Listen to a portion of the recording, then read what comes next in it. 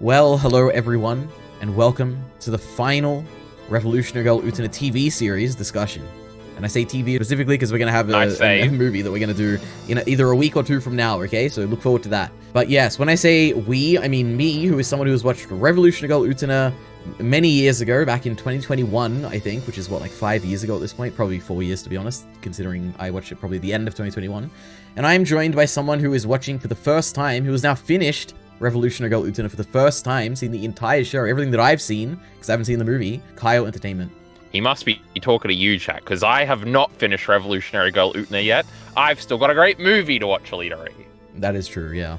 No, it's on the media checklist. You're saying the correct things this evening, Elitari. I did finish it, and I did finish it about 20 minutes ago, Elitari, so we're getting the fresh, undeveloped, useless thoughts here this evening.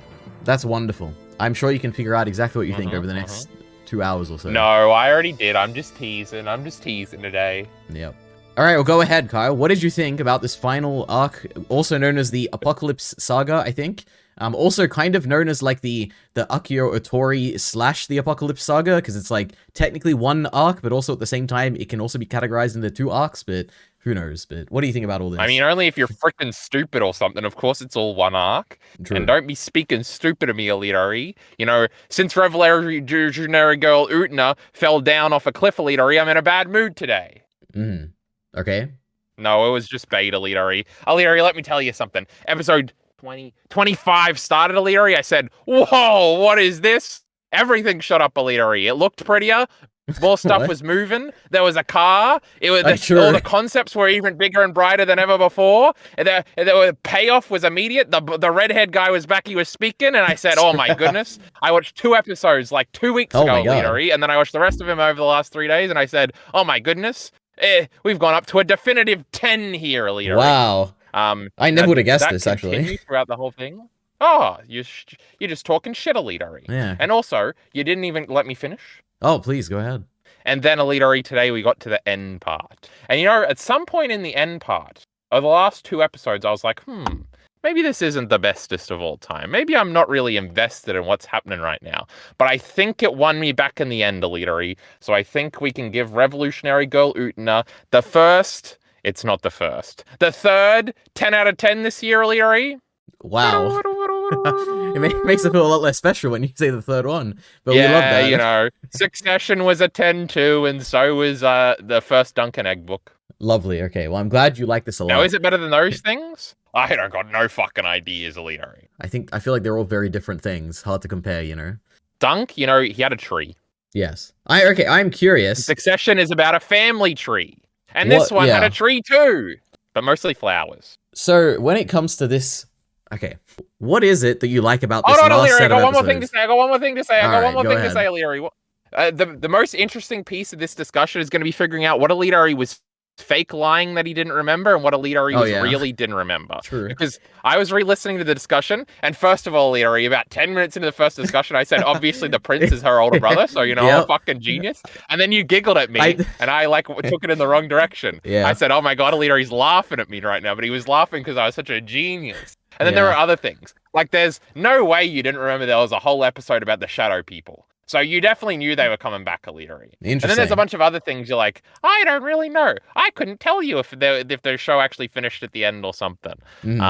You said various things like this, Elitari. So I'll be the one asking the questions in a minute here. All right. Well, you want me to clarify now or later? I don't know. You could do your thoughts first, or you could do that first. Okay, I can give my thoughts. Then I want to ask you what you like about this set of episodes, because they are very interesting. My thoughts. Also, last time you spoiled that you like the second part more, so you're pretty retarded. That was obviously the worst part out of the 3 parts. Yeah, so it's interesting. That second part is, to me, it's the easiest to understand. So it's weird. It's strange. I think I've said this consistently throughout. My only problem with Utena is that I don't understand it. But I think what I've come to realize is that, like, I don't think it really matters if I understand it or not, because I really like it. Like this, it is interesting to say, because that second arc, the Black Rose Saga, it is, like, I can talk about it, like, for a lot, like, to people, to anyone. I could write video essays about it if I wanted to. I think I understand what I like about it a lot. like I have a good understanding of everything there, and I think it's really, really, really good. One of my favorite arcs of all time. But this set of episodes is better. I enjoyed watching it more. But I don't know why. And there's like a lot of I could not possibly explain to people what is actually happening in the thematic or the abstract layer of the show whatsoever. And to me, it's like contradictory, and like I cannot have like a solid understanding of everything, and I can't communicate it. But I enjoy watching this stuff way more. So I guess that's my overall thoughts, which is that it is fantastic. It probably is the best stuff in the show. Yeah, go ahead.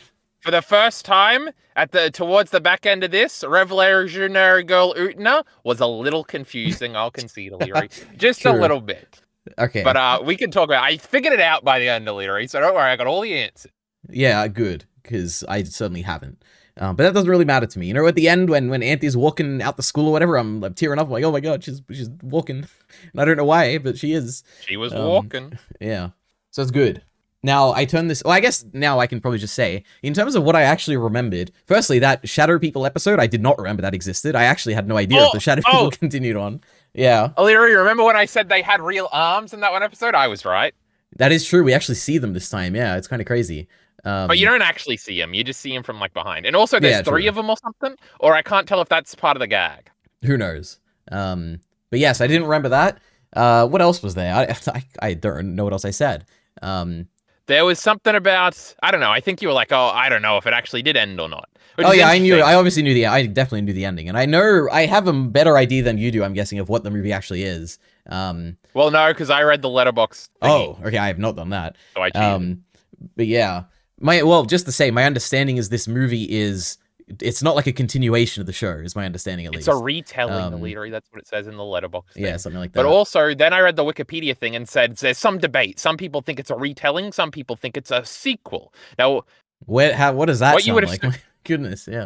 Well, yes, the shitty rebuilds. It sounds exactly like that. It sounds like End of Evangelion. That's what that sounds like. No, End of Eva is just a sequel. What are we talking about here? True. Now, oh, yeah, because if it was a real sequel, Illyri, it would be Anthe going to find the great Utena or something. And, True. that would be exciting. But it seems like it's about Utena dueling people, so that's not even it. Well, we'll find out. But yeah, the gist is, I remembered a lot more than I was leading on, but at the same time, there was still a lot more that I didn't actually remember, so, it's a fresh experience for sure. But yes. Illyri, it's very believable that you would have forgotten everything because you're a big dummy. So good job for playing into your own, I guess, the opposite of strength. Excellent. All right. Yes, so Kyle, now I turn the question to you. What is it about, because you have talked about what you have liked about the first set of, like, the first arc, I guess. In this what did I say I liked, Illyri? You liked... Also, I made a scripted video. Indeed. In that video, you talked about how you liked how, I don't know what the word you used was, like, creative or, like... boundlessly creative, Illyri. Yes, it is a boundlessly creative show. You like the way it's presented, probably above everything else.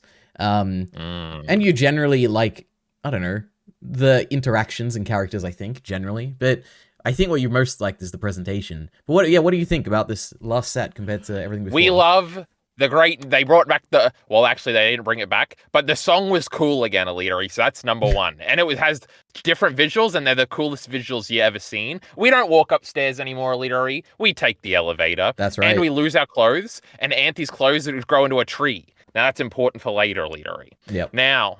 So the presentation was cool. I don't know, Illyri. The whole last time we avoided having this no good, disgusting redheaded bastard, Illyri. You might know him as Toga or something. Oh, you remember his name. Well done. Shut up. I know all the names, Illyri. Sayunji was around too. He was the first duel. Now, it is funny because we are just doing the duels again, which was epic, Illyri. They were bigger and better than ever before. But... what I was saying, Illyri, is, oh my goodness, at the beginning, or straight away in episode 25, the redhead dude's back and he's talking, and you're like, oh my god, here he is. Oh, I missed him so much. I love him so much. And then the green-haired guy is back, and then everybody's back, Illyri. And by the end, you're like, oh my goodness, my two favorite boys, red and green hair, they're just going to duel for all time. So we love the great red and green hair. But there was some escalation in those first episodes, Illyri, is what I'm trying to say. Everybody's interacting with Akio again. Oh, well, not again. For the first... well, I guess it's again. Some of them imply that they've seen him before. For the first time, Illyri, on the screen for us to watch, and my goodness, we got some propulsion here. So that's what initially blew my socks off, Illyri. And out of the three... well, I guess it might just be two. Obviously, in the second group of episodes, Illyri, we have the great elevator scene. It does make a comeback, Illyri. Utena's sitting in the elevator towards the end. Could you believe it? Yeah. Now... I didn't remember that. What I'm trying to say is the elevator sucks, and obviously the car rides are epic and much better, Elitery. So we like that. That makes it better. And the shadows were back. I think they weren't saying "Go guy, go guy, go guy," though they did it one time, Elitery, because everything gets one more go around in these great final episodes. So I think they were the same as last time. So we can't say they were better, Elitery. What else was better? There's so much. I don't know. So what we need to understand, Elitery, is overall it was better. Okay, then my next immediate question has to do with the experience of the show. Because for me, Utena is an interesting experience where I'm watching the whole thing, and only in the end do I understand what is actually happening in terms of what Akio is doing. Not right at the end, like toward the end here. Is this something that... Did you ever think, I guess, that the route the story was going to go was that Utena is going to slowly be manipulated by an adult... Hold on, Elitery. Yeah, into where she ends up, I guess. I forgot my great intro was going to be, I can't believe Utena fucked Elitery. Can you believe that? Oh, in this children's show for little girls. That was incredible. What a twist that was, Elitery. Yep. Now, you'd hinted at that previously. You said that recap episode, you don't want to skip it. And I said, my goodness gracious me, you don't want to skip that recap episode, Elitery, my goodness. So everybody was fucking in these groups of episodes. Oh, everybody was getting much more naked in this group of episodes too, Elitery. So you got to write that down. That must have been a big plus. But so that shit was crazy, Elitery. But yes, was she? Well, she was definitely manipulated, Elitery. But that's true. Akio, he was a not good guy. But we kind of knew that last time. You know, he was manipulating that pink-haired guy. True. All right, wonderful. So, okay. There's a lot of things I have at a high level that I want to talk about, but where would we start? So there is like there's the manipulation of Akio, basically just so we can talk about Akio. How about Elitery? I got an idea. All right, go ahead. Why don't we talk about what happened at the end and see? That's a good idea. Because I could be very off, Elitery. I don't know what everybody thinks happened at the end. Well, actually, just one thing to say, which is that Utena is really interesting, where my understanding is, by looking at YouTube, I haven't watched many YouTube videos, but I've read a lot of YouTube comment sections about it, and I've read, like, Reddit threads and stuff. It is interesting that there seem to be a lot of very divergent, like, readings of the show, and people seem to be okay with that. Like, unlike many other kind of series, where it's like, oh, there's, like, a canonical explanation of what happened here, and everyone is fighting about, like, what actually happened. It's like, the fandom of this show is very interesting in that people just seem to be okay with, like, just interpreting whatever, which is kind of cool. That's just something I wanted to say. We're all smart guys over here. You know, art's just interpretive. You know, that's what makes us so cool and great, and what makes our show good and great. You know, unlike shitty shonen anime. Amen. Yes. Now, what happened at the end? True, Elitery. I guess we would probably need prepared questions for this, Elitery. So could you think of one? So, Elitery, what happened to the great Utena in the end? What was Anthe the whole time? What was Akio trying to do? So the issue is there's like, I think there's 3 abstractions that I think are at the core of Utena. There's probably more, but there's like 3 that immediately come to mind. One of them is about men, or like predator men or something like that, or like men who like kind of use their power, quote unquote, to like use women or something like that. That's like an abstraction that is at the core of these 3 characters, I think. There's becoming an adult is like part of this as well. There's like a big thing in the show, like what it means to be an adult, and the fact that Akio is like the only real adult that we interact with, like in a meaningful sense. And then also like being trapped in a coffin, and like the idea of eternity and not changing for eternity. These are like 3 things that I think are like abstractly present in the dialogue that is said by like all of these characters at the end in the final like few episodes. I think those are 2 things, Elitery. What do you mean? I think the coffin and the becoming an adult thing are the same thing, but also, but then the other one is different. No, I could see that. It's interesting. But like, what is, I don't know. I truly don't know. Like, my guess would be that it's like, Akio wants, you know why it's so confusing? Because we get a whole prince backstory, and the prince backstory is like different, and there's like 2 tellings of it, and one telling of it is like, well, in both tellings, the prince is a good thing, and the witch is a bad thing, but the witch is also a good thing. And I don't know. That's my conclusion. I have no idea, Kyle. So go ahead, please. What do you think? It's definitely a little weird, because obviously we get the prince backstory with the shadow girls, and then we start talking about a witch out of nowhere, and we keep cutting to the great Anthe. So you're like, oh no, the Anthe is... Oh, so there's a fun thing you're doing, Elitery, as you're watching this great show for the first time. You're trying to figure out, who's the bad guy here? Is it Akio, which seems pretty obvious, or is it that no good bitch Anthe Elitery? And then they started to escalate with this shadow. I was thinking this before the shadow stuff. I'm sure I made some jokes about that in our first 2 videos or something crazy. But then I was like, is it going to be some cool witch? Also, Elitery, in all of the magical girl shows, we need the witch to be the bad guy at the end. So, of course, Anthe's going to be the bad guy. But then it turned out not to be true, Elitery. It was just kind of Akio, but then they're all just kind of, just trying to figure it out, and they've come into conflict here. So there's not really a super grand master plan. Akio's got a grand master plan without the final part. He doesn't know what the fuck he's doing. He's trying to hit this fucking door with a sword. He's a big dumb fuck. So who knows what this idiot. Now, we'll get back to these questions, Leary, all right? But the other thing is, how much do the characters, know about what's going on? I guess Anthe and Akio knew the whole time everything, but also, they were on the same side, maybe? I don't know. That bit's confusing. That's the more confusing part. The other bit is, I'm pretty sure what happens is Utena becomes the witch at the end, right? Because she stays behind and gets impaled by all the swords. And that lets Anthe free, and she goes down. It's very Madoka Magica-esque, where it's Madoka's going to sacrifice herself, so what's that dark-haired girl's name? Homura. So she can be free in the great movie that you love so much. But then at the end, the Homura takes swaps places again or something, or does something. I can't remember. But I was kind of being reminded of that as I was watching. So I think that's what happened. That's why Utena stayed up there, and that's why nobody knows where she went, and there's all these different rumors about her. There's also seemingly a thematic thing about people moving on and forgetting things, which is also, that was part of the witch thing too, right? Or something. I can't remember exactly. I'm not sure. I watched all these very quickly, Leary. There was definitely something, because in the end, people start forgetting Utena, but that definitely did tie into something that they had brought up a bunch beforehand. What the fuck was it, Leary? I'll never remember. I'm trying to think. It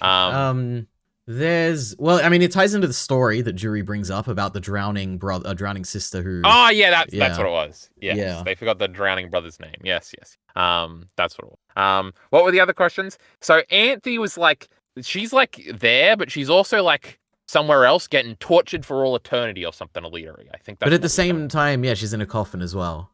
True, but that part makes sense, Leary. That was a metaphor. Because Utena needed a prince to save her when she was in the coffin, and Anthe is in the coffin now, and Utena is going to be the prince. But she's also going to be the witch, because she's going to stay behind. And that's why she says, I couldn't be a prince in the end, because she didn't get to save the day or whatever. She just got to be self-sacrificial in Anthe's stead. But now Anthe's going off on a journey to go and find her, and maybe they'll settle it forever and live happily ever after off screen. Or in a sequel movie that apparently didn't happen. But... was that all the questions? Akio, I don't know about this fucking idiot, all right? He's a playboy, Elitery, and he's an even better playboy than that no-good Toga. Can you believe that?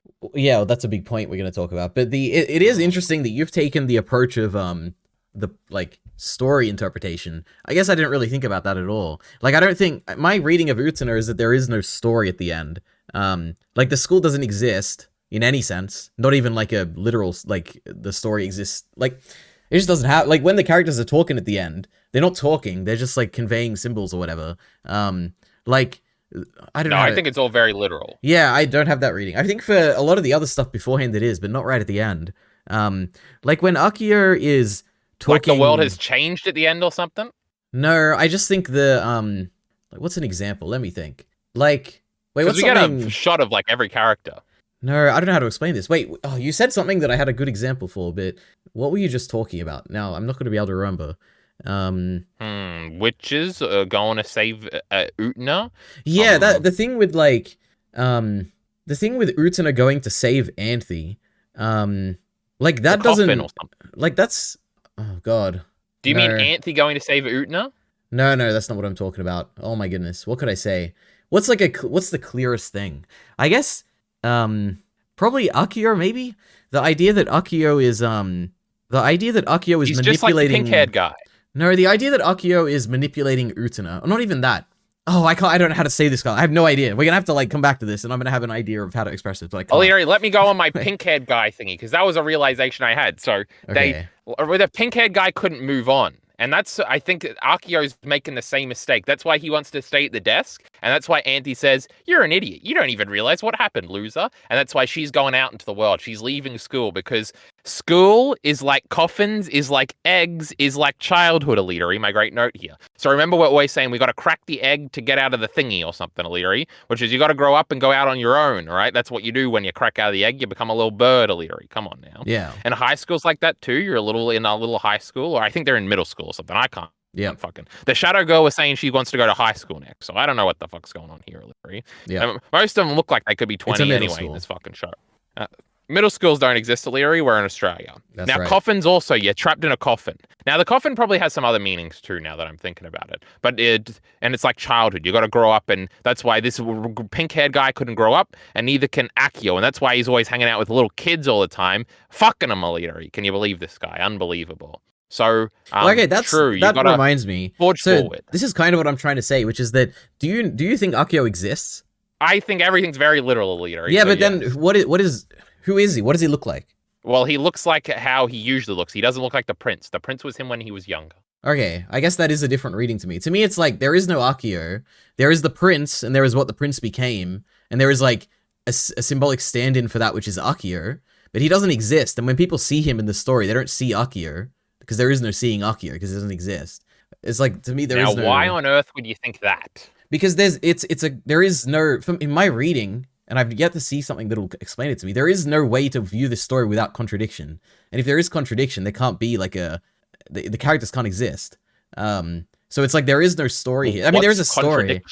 Like, when we see, I don't know how to explain this. When we see, like, Akio at the end, no, not at the end. I don't know. This is the thing where I would have to, like, make a video about it or something. I have no idea. Nothing makes sense, Kyle. I don't get anything. Just nothing makes sense whatsoever. I'm going to keep saying that throughout this discussion, I'm sure.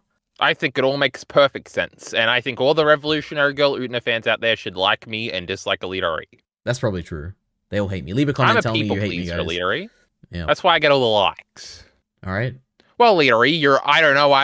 Let me explain has led us right into a dead end. So, my goodness gracious me. Let me tell you something. Eggs are coffins is high school is childhood, Leary. And then if you just internalize that, you'll figure it all out. So, when we get all these great send-offs for all of our individual characters getting happy endings because of Utena's great sacrifice, just like Madoka Magica and the hit TV series Madoka Magica, was that real?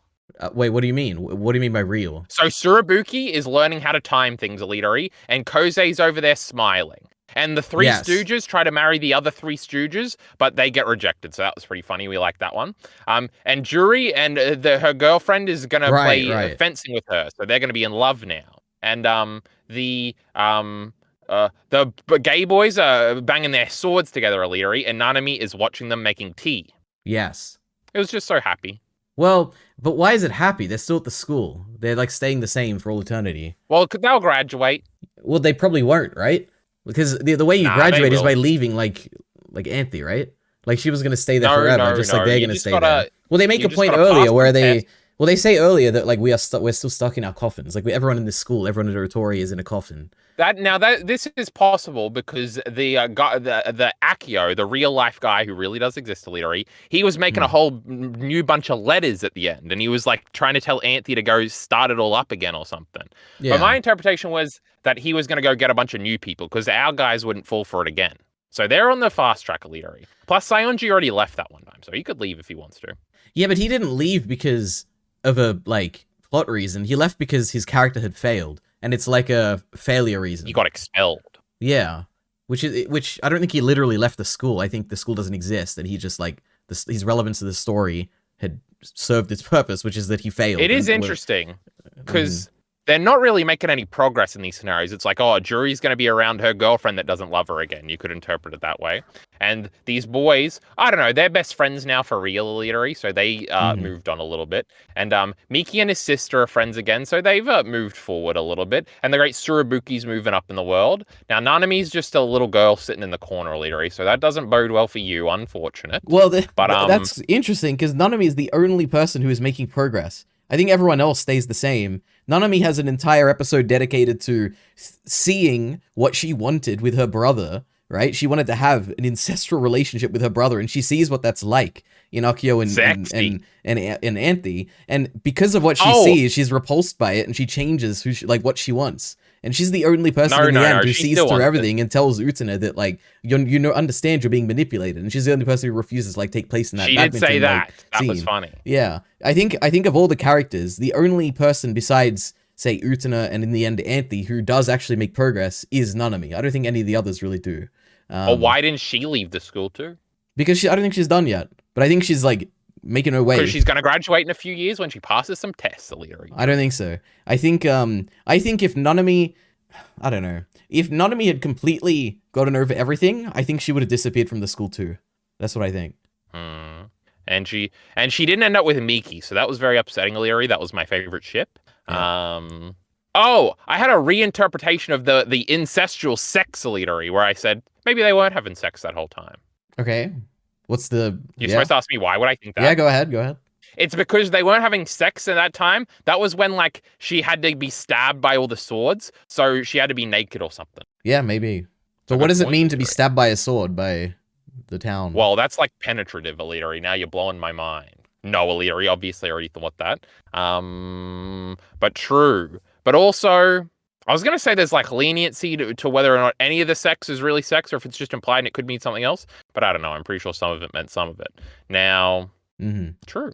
But yeah, that was just a thought I had, Illyria. So I can't wait to watch all the video essays and see how they missed that little detail. Indeed, yeah. So what are the people... Well, Illyria, you copped out earlier. You said, everybody's got a different interpretation. Yeah. But there's got to be one out there. There's one popular YouTube video and everybody just says that, Illyria. So we want to find that one and make fun of it. So can you find it for me? I've never seen it, but maybe it exists. True. One day we'll find it. Illyria's next stream is too far away, so I'm not waiting that long. But, you know. Yep. Maybe next time we'll update the people, Illyria. But true. Now, we were talking about character ending, but I think I said everything. Okay. Oh, Wakaba's got a Wakaba, Illyria. That was pretty cute. Yeah, she has a new best friend, which is a little sad, but at the same time, it's interesting. Yeah, maybe she'll be the next. But she remembered Utena or something, didn't she say? I think so. I think was she narrating that? People still these voices sound too similar, Illyria. You were watching the dub. You should know. Who was narrating what? Was there a narrator at the end? I think at the end, the narrator were just the Shadow Girls. But I could be wrong. I don't remember. I'm not sure. Illyria don't know nothing. That's right. Not about this set of episodes. You know what was really cool, Illyria, is that Tsurubuki wasn't in a bunch of them, and I'm like, oh, there's not going to be any time for Tsurubuki. Okay. When you're saying that, do you mean Mitsuru? Is that who you're talking about? I can't tell. Who is this? That's the little boy. Yeah, okay. That's who you're talking. Okay, that's Mitsuru. I don't know why. What's his other name? You're calling him? Well, looking up Tsurubuki, Utena, and if he comes up, Illyria, you're getting a punch. His name is Mitsuru. No, I can't spell. Oh, his last name is Tsurubuki. Maybe they call him that in the sub. Utena. Okay, interesting. Oh, the great Tsurubuki. Yeah. All right. Well, we'll have to see. So guess who's right? Once again, Illyria, that would be me. Now, his little girlfriend never came back. You know, they should have got a scene together at the end. True. You were supposed to be impressed that I remembered the little girlfriend. I am very impressed. I only remembered her because on the Google Images, when I Googled Tsurubuki, came up. Excellent. You were saying something, Illyria. I don't think I was I? I mean, we can... All right. If we want to talk about something... below. If we want to keep... their great interpretation. Yeah. You know what? Guys, please. We need interpretations. Maybe we'll even read them out and talk about them in the next video we do about the movie. So please, if you're listening right now, write an interpretation. It'd be very fun. Yeah, we can talk about more explicitly, the princess Utena, like that backstory stuff, I guess. Where there's the idea of, like, there's two stories. There's, like, the play story we get from the Shadow People, where the idea was that in the world, there used to exist this light, and this light was the prince, who basically, whenever a princess was in trouble, the prince would show up and save them in exchange for a kiss. But then a witch tricks... Just like Madoka Magica. Kind of, yeah. A witch tricks the prince into going to the castle and then traps the prince. And turns out that witch was the sister, and because it's his sister, it's the only person he can't turn into a princess via a kiss or whatever. And then I think I don't know. And then after that, it's like... There's like a switch. Yeah, like that's the initial telling, and like the prince, basically the prince was the light of the world, and because he disappeared, the world plunges into darkness, and the witch is still out there. What we're supposed to think, Illyria, is that the prince is the Dios thing that comes down to Utena sometimes, and he's like trapped up there, and that's why he can't come down, and that's why the world is in darkness, which is the world now.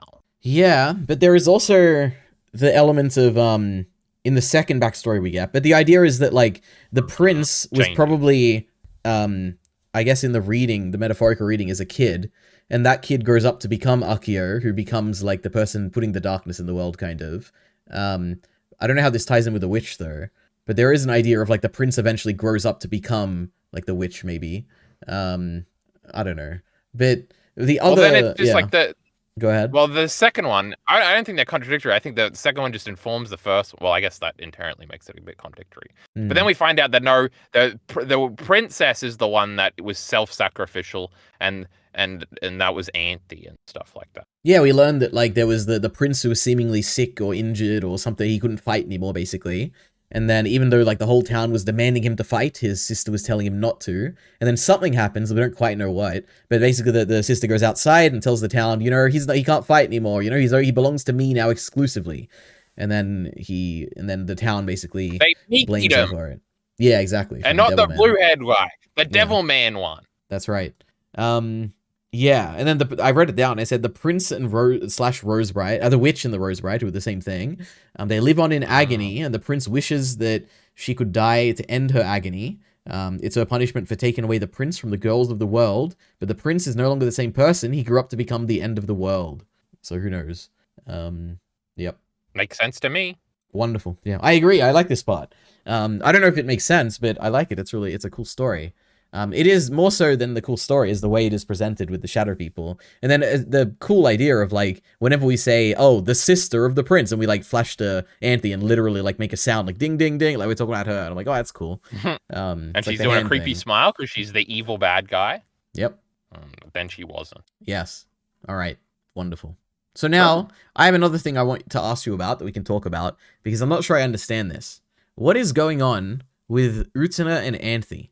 And what is, like, I guess I understand Utena's perspective of their friendship or their relationship, but I don't understand Anthe's perspective that well. And I don't really know what she's wanted the whole time and what she ends up wanting at the end. And I don't know. I don't know any of this really too well. This was like the part that I was like hesitant. I was like, oh, I don't know. Because I don't know if I really care that much about Anthe and Utena, or really Utena and Akio, or really Akio and Anthe. So when we got to this final part, I was like, But the part that really did win me back, if we're not just talking about making sense, but we're talking about like enjoyment, was definitely Anthe's like resolution. That was like a great end note to like end on. Plus with our flashes to all of our great, extremely happy characters who will be happily ever after, Elitari. That all gave me a positive vibe, and I was liking the show. And I said, well, that was a pretty good ending anyway.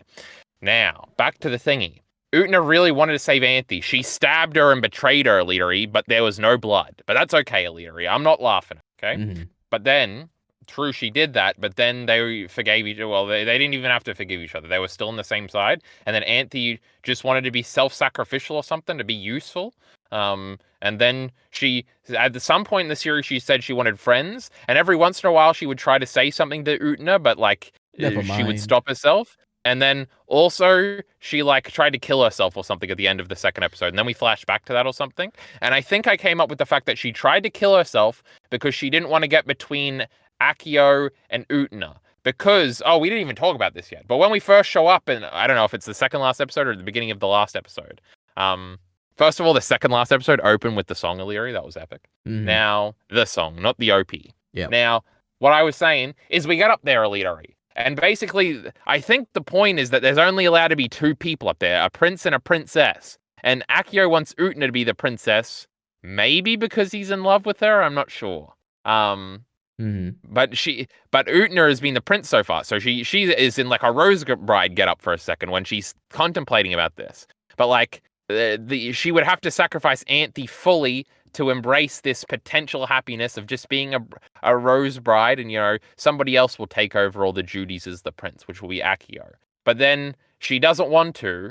But then Anthe betrays her, and so if Utena dies right now, then everything will be fine because there'll just be two of them, and But then there's like a switch up because then Utena stands back up and says, I'm going to beat your ass. And then she saves Anthe in a coffin. I guess my reading feels a bit different, but maybe it's exactly what you said, or I didn't understand anything. Which is that there is a power to revolutionize the world that is hidden behind the Rose Gate. And then depending on who gets it, they can do whatever they want with it. And then if Akio gets it, we don't know what he's going to do, but it's not going to be good because Akio is not very good. And if Utena gets it, she's going to use it to save Anthe. but at the same time, she has a weighing of priorities of whether she wants the happiness of getting to be a princess who gets to be saved, or if she is going to be the one to sacrifice herself and be a prince and save Anthe. Kind of, I don't know. And this is all very gendered, which is interesting. Yeah. Because Anthe's like, when she stabs her, she's like, "Oh, you can't be my prince, you're a girl." Which is kind of like the thing we've been fighting the whole show, right? Even just with Utena's like outfit or whatever. And this also gets back into the like, because every letter, like I read the letterbox comments for the movies, and everything's about, oh my god, what a great lesbian romance or whatever. When I feel like this is like, now I don't know what happens in this fucking movie, Illyri, but I'm pretty sure it's not going to be the outright lesbianism stuff. At every turn, Utena's like, I really like boys, everybody. So maybe you could interpret Anthe as being in love with Utena, but I don't think you would go the other way around. So that's not like a motivator. That doesn't explain it, I don't think. But they have a great platonic love or something, Illyri, and that's why they're so devoted to each other, except that time Anthe stabbed her. It's interesting. I think, because is sapphic the right word? Wait, let me double check this. That means lesbian stuff? Yeah, I think that Utena is inherently sapphic, the TV series. Oh yeah. But I think it's within an era where it probably was a bit I think like harder to express than it is in modern media. Like for instance, I think there's a really important scene, which I don't know if I understand, but I think this is the hint of like this is where it all kind of feels a bit more sapphic, which is the scene where they're talking about poisoning each other's food. Oh yeah. Where it's like, firstly, they're talking about like, oh, what are we going to be doing in 10 years? And they're like, oh, we'll be together in 10 years still. And then they talk about poisoning food, and it's like, oh, they're both, my reading is that it's like a ultimate, either an ultimate sign of trust or like a kind of playful kind of back and forth, I guess. Yeah, which feels a bit weird. Flirty and like, maybe not flirty is the right word. I don't know. It feels a bit like, I don't know. It's just a different type of relationship than I think we've seen up until that point, but less so than that. All of this, I think, is like I'm saying, it's all on it's not on the surface level. Like this show, I don't think is a outright like it's gonna say that, oh, these two characters are in love and they're gonna have sex and blah blah blah blah. Because what happens after this is that right after they've made this 10-year promise or whatever, and they have the poison scene, then right after that same night, Anthe goes and tries to kill herself. And I feel like that, to me, it feels more like Anthe is kind of wishing for this life with Utena, but she can't have it because they're both girls or something like that. Is kind of a little bit of the reading I'm getting. But it feels like it's so, like, it's not on the surface because, like, this wasn't a thing that was talked about as much back in the 90s or whatever. But there is the jury, that is stuff. Also true. There is the jury stuff. But I feel like the jury stuff is like it's a very small part of the show. I don't know. It feels different to me. To have like the core ending message of the show be about like two women feels different. But I don't know. I could be wrong. Wasn't it funny when like Utena, Jury and Miki just decided they were in love with Utena at the end? That was kind of funny. Well, that was one of my favorite scenes, the badminton scene. It is interesting. I don't know what to take from it. Like I couldn't tell if maybe it was joking. Yeah, I think it is. And I just didn't understand it. I think it is a joking scene in that the point is, to me, is to show that how they have the issues that they still have, but at the same time they're aware they have these issues and they're kind of putting them aside for now. Where it's like on the off screen, like looking to the side, you still see their issues. Like Shiori is there, and Kozue is there. And they're watching them as they're having this scene. But at the same time, despite being aware, they seem like happy. Yeah, exactly. Like that they're getting over it or something. It's weird to me because like I feel like that is a scene that's meant to show progress, but at the same time, in my understanding, the reading of the abstraction of the show, being at the school means being trapped in a coffin, which means you are not making progress. So I don't quite understand it. But then at the same time, there is Nanami in that scene who is the only person not playing badminton, like back and forth, whatever, repetition forever, and is telling Utsuno the truth about like you're being manipulated by Akio and all that. But she's still at the school. So it is a weird, I just don't understand it, which comes back to my whole contradiction thing. But I still like it all the same. I just can't explain it or talk about it. So yeah. I don't know if being in the school is necessarily a bad thing, but we kind of already talked about that. But I have like 4 things written down. Wait, one more thing about being in the school. There is also the idea of when what was his name? Not Mamiya. Nemuro, the professor guy with the pink hair guy. He disappears as well. And Mikage. He disappears and is forgotten by everyone as well, in a similar way to Utena. I don't know what to take from that and how that ties into his progress. That is true. That is the most non-literal thing that's happened so far. Is like the thing burns down. Everybody's like, "What happened here?" Yeah.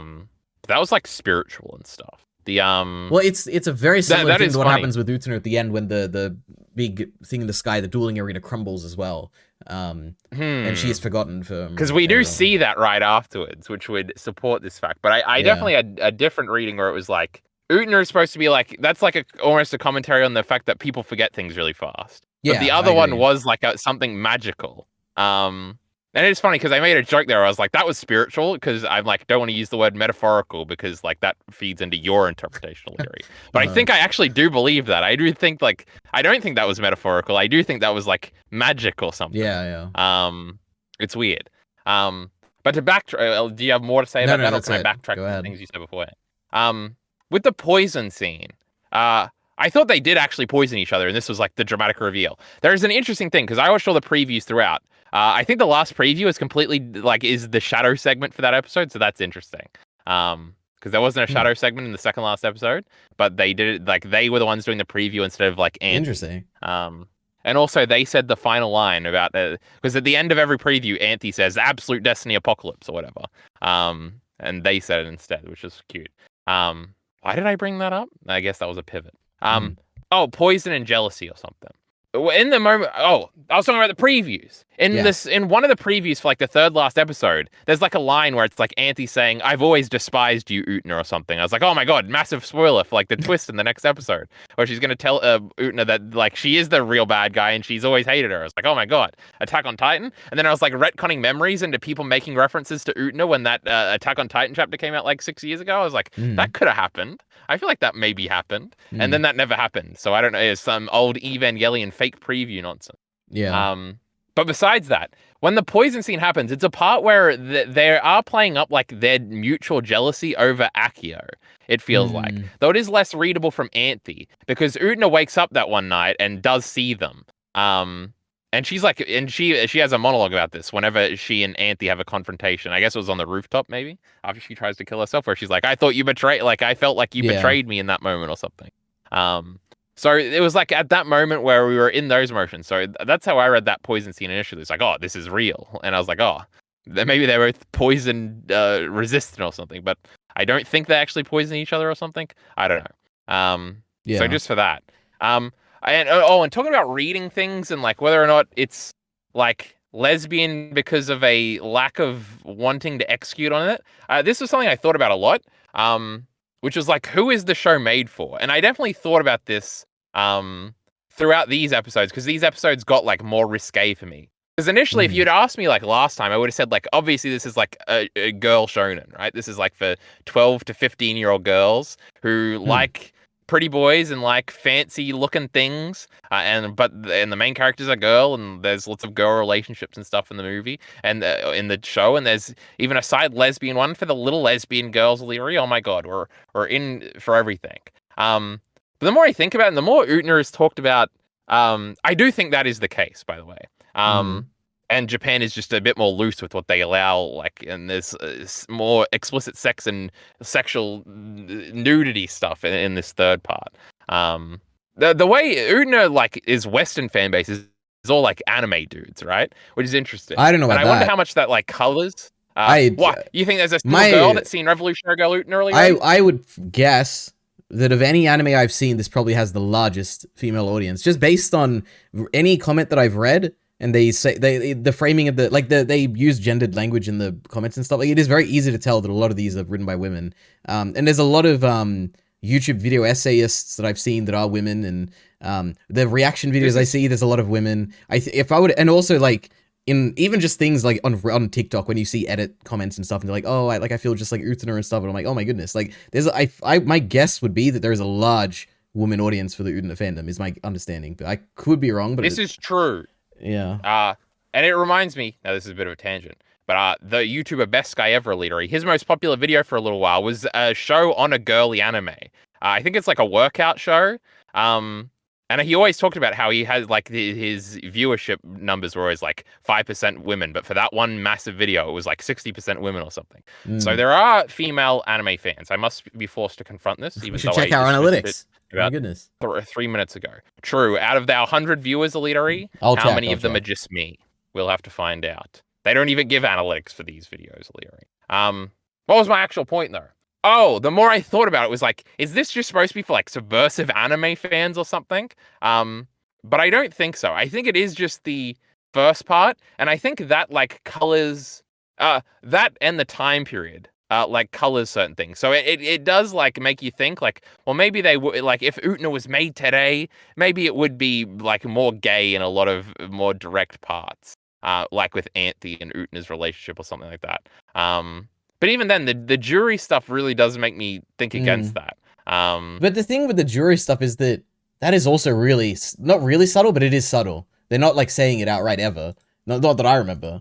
But it is like the reveal of the second... No, it's the reveal of the first jury episode, right? Well, they say... Explicit. I don't know. It's definitely not explicit. I wouldn't say that. But it is a very clear reading that you could read it as love. They keep talking about feelings and special feelings and stuff. They don't ever like, it's not as clear as it could be at all. You could definitely make it clearer. Even that is like a timing thing, or is like, do we not like a time is in a era, not a timing is in like beat by beat. Where it's like, oh, are we allowed to say these sorts of things and stuff like that? But then I even think about like incesty anime. Well, not incesty anime. I have incest highlighted because that's my next point. I just saw a thing. Wait, go ahead. Alita, you just saw pornography on the screen. Wait, let me say quickly. I looked at my analytics for my Nanami's egg video. 90% female audience. It's kind of crazy. Liar. Post Pixar, it didn't happen. Yep. Well, I'm about to ruin that analytics when I get to watch this video, Alita. Yep. Sorry, what was I saying? I don't even remember. I got so distracted. It's a crazy statistic. I've never seen it. Something about time period and how this might be a language thingy. Alita lied. It's actually 89.4%. So what a loser. Yep. Now, the incest thing is like this too, where it's like girly books all have incest in them, Alita. So this is like a support of like this is obviously made for little girl things. Yes, Alita, you gotta watch these read these smut books. It's your dad's fucking you, Alita, and whether you like it or not. But in this one, it's only brother and sister, Alita. So disappointing. But that's definitely like a thingy. I bet in a bunch of shoujo anime, there's always one incest relationship. Where are you coming to these conclusions? Why do you think this? Because I've seen these YouTube videos before, Alita, and Yamada's first time had it, and that's the only other one I've seen. I guess, did Madoka Magica have any incest stuff? No, because there's like 3 characters in Alita. Wait! Oh, no, never mind. That cuck girl, that was just a boy. That wasn't her brother. Yeah. For a second, I thought it was her brother, and I gotcha. But name one other... I nearly said Yuri anime. What do you call these? Shoujo anime. I bet Fruits Basket. Somebody's trying to fuck their brother. Which is why I wouldn't make a conclusion, because I haven't seen any. I got no idea. I'll say what I want to say, Alita. Right. But all I know is in these smut books, it's all incest stuff. And how do I know that, Alita? Because I've seen people talk about it on YouTube. All right. True, the geniuses on YouTube who know exactly what they're talking about all the time. I'll tell you who is a genius. Kyle Entertainment. You should watch his latest Utena video. True. Now, there's something else to say about incest. So there's a lot of it in this show, Alita. The Miki one is less implied, but then we do have the Anthe, what do you call him? Akio one. Oh my god, did you remember when he starts explaining, he's like, oh, it's the Akio star? And you're like, that's from Dragon Ball Z Abridged. That's crazy. I know you thought that too. I don't remember that. But and what's the other one? True. Toga and Nanami. And Nanami does want to fuck her brother, Alita. Confirmed, right?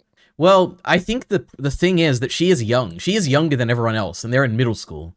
I think the idea is that she doesn't really know what sex is, and when she sees it for the first time, she realizes that's not what she wants. But she didn't really know what she wanted, really. Oh, that was a point I wanted to bring up earlier, where it's like, I wasn't sure if she was like confronted with the reality of incest and she ran away, or if it was just like sex and she got scared and ran away. Well, no, I think it is... She is confronted with Anthe's dead eyes, is what I think, because they really emphasizes that when she's in the elevator, and you just see Anthe just lying on that the chair or something, and with her dead eyes just staring there. And I think it is the idea that like from Nanami's perspective, she wanted her brother to like treat her like as he is as she is an extension of himself. Like she basically wanted her brother to use her Like, to be the only person who her brother can use or whatever. That's my perspective. Whereas, like, that's the what ultimate... all these women want, Alidari. I have no idea. But the idea is that she thinks that she wanted that, and then she saw it in reality, in our understanding of sex, but she doesn't know it's sex or whatever. She just sees, like, this is what I thought I wanted, now that I'm seeing it in reality. The dead eyes of this girl who's just lying there as the brother is using her. And she just doesn't want that. And she's, like, freaked out by it and just doesn't want it at all. That's my reading of that. I mean, yeah, I think that's what I already said. So, Excellent. Don't accuse me of thinking something and different. There's scary music and it's really good. But yeah, true. True. Oh, the other thing that ties into all this stuff is also that Akio is like this perfect older guy. And I wonder, now I did a brief thingies, and when I was trying to find an image for my great media checklist, a lot of it was like, when I was like, Utena thumbnail, because I was looking for a widescreen image of Leadery, because, it's in 4:3, but I need a widescreen one for my media checklist, understandable. A bunch of fan art would keep popping up, and it was always Toga and Sayunji, like, kissing on Utena's neck, Leadery. So this ties into Akio here, where I'm like, this is also part of the appeal of the show, where it's like, how much of the appeal of the show? Because obviously we watch it and we think Akio is a no good, gross raper leader. He's like 20 in here, even though he looks like he could be 30. Actually, isn't he 100 or something? Didn't we figure that out last time? Or was that fake? I don't know. That was Nemuro when he was like 30 or 40 or 50 or something. I had no idea. Yeah, that guy was old. But true, Akio wasn't around that whole time. I don't remember leader. He was in the flashback. Oh my goodness, so he is 100. No, there were 100 boys who died in the building. It was only a 10-year time skip, though. Well, he's a lot older or something. Yes. Anyway. Because the time does not pass in this metaphorical school. That is true, yes. Definitely not true. Everybody's getting older and they're going to graduate soon. Now, the point I was making, Alidari, let's try and figure out what the point I was trying to make was. Oh, because obviously Toga and Sayunji, they're no good evil bastards. They do get some redemption in the end, kind of, in how they're positioned. Not really in actions, though maybe a little bit in actions. I wonder how much of Akio is supposed to be like a fantasy, whereas to us it's like gross. But if you're like a 15-year-old girl watching the show, you're supposed to be like, no. Oh my goodness, he is dreaming. What are you talking about? No, I believe it, Alidari. I'm saying 100% that's true. That's definitely not true. I feel like you must be trolling. There's no way. This is another one of those tropes I'm going to say is in all these, it's always there's an older teacher guy that they all want to fuck, Alidari, and that's the chairman here. So, we love the great Akio, and I wish he was my boyfriend. I completely agree that it is obviously doing that trope, but the point is that it's meant to be bad, right? Yeah, by the end. Yeah, by the end. Yeah, but I completely agree. Obviously, that's who Akio is meant to symbolize, right? He's supposed to be a sexy young man that we all wish we could have. Yeah, obviously, that's the point. Like, and the idea... Yeah, okay, interesting. It's an interesting... I guess the follow-up point to this is that, like, I don't know if the show necessarily wants it to make us think it's bad that he's, like, having sex with the girls, but it's supposed to be bad that he's, like, manipulating them is, like, the actual bad thing. And we're doing some weird anime, like, age thing that always happens. That's definitely what it is. Manipulating them into having sex. What do you mean? No, these are two separate things, I think. I think manipulation to have them, like, do, not sex, but, like, duel. Yeah. For her to, like, duel or whatever. Yeah, of course. I think both these things are bad, yeah. And I think they're both portrayed as bad. Well, it doesn't matter what we think is bad, Alita. I'm trying to think about, what is intended for this 15-year-old lady to think about, Alita. Yeah, so you can give your reason why you would think that. How would you read it that way? Why I think what? Why would in your mind, when you are putting your mind in the perspective of a 15-year-old lady or whatever, what would make you come to that conclusion, do you think? What's my conclusion? That it's not a bad thing. That's what you were saying. What weren't you? I don't know. Maybe I don't understand you. You were saying that there is a reading of Akio where he is this manipulator or whatever, and us as a mature adult watching the show, we realize that the manipulation is bad. But you're saying that in the mind of like a 15-year-old girl watching this, they might not read it as bad. And I'm asking you, why do you think you could like overlook it? No, I think it's like like if you're 15, you think you're an adult. So you don't think it's bad that you or revolutionary girl Utena here is like in a relationship with this older guy, because that would be terrific if that would happen to me as a little 15-year-old girl right now.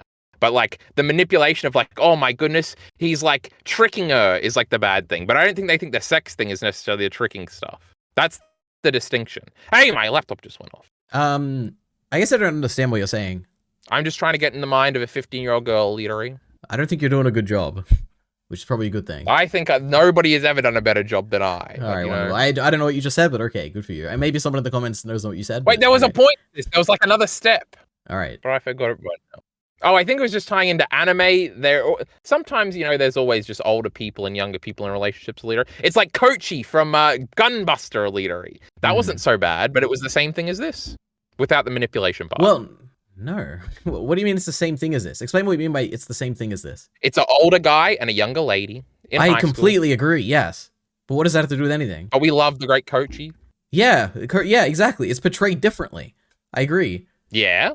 Yeah? Well, I think the Akio thing is using the tropes of that initially with the sex angle. And then subverting it at the end to make it bad, right?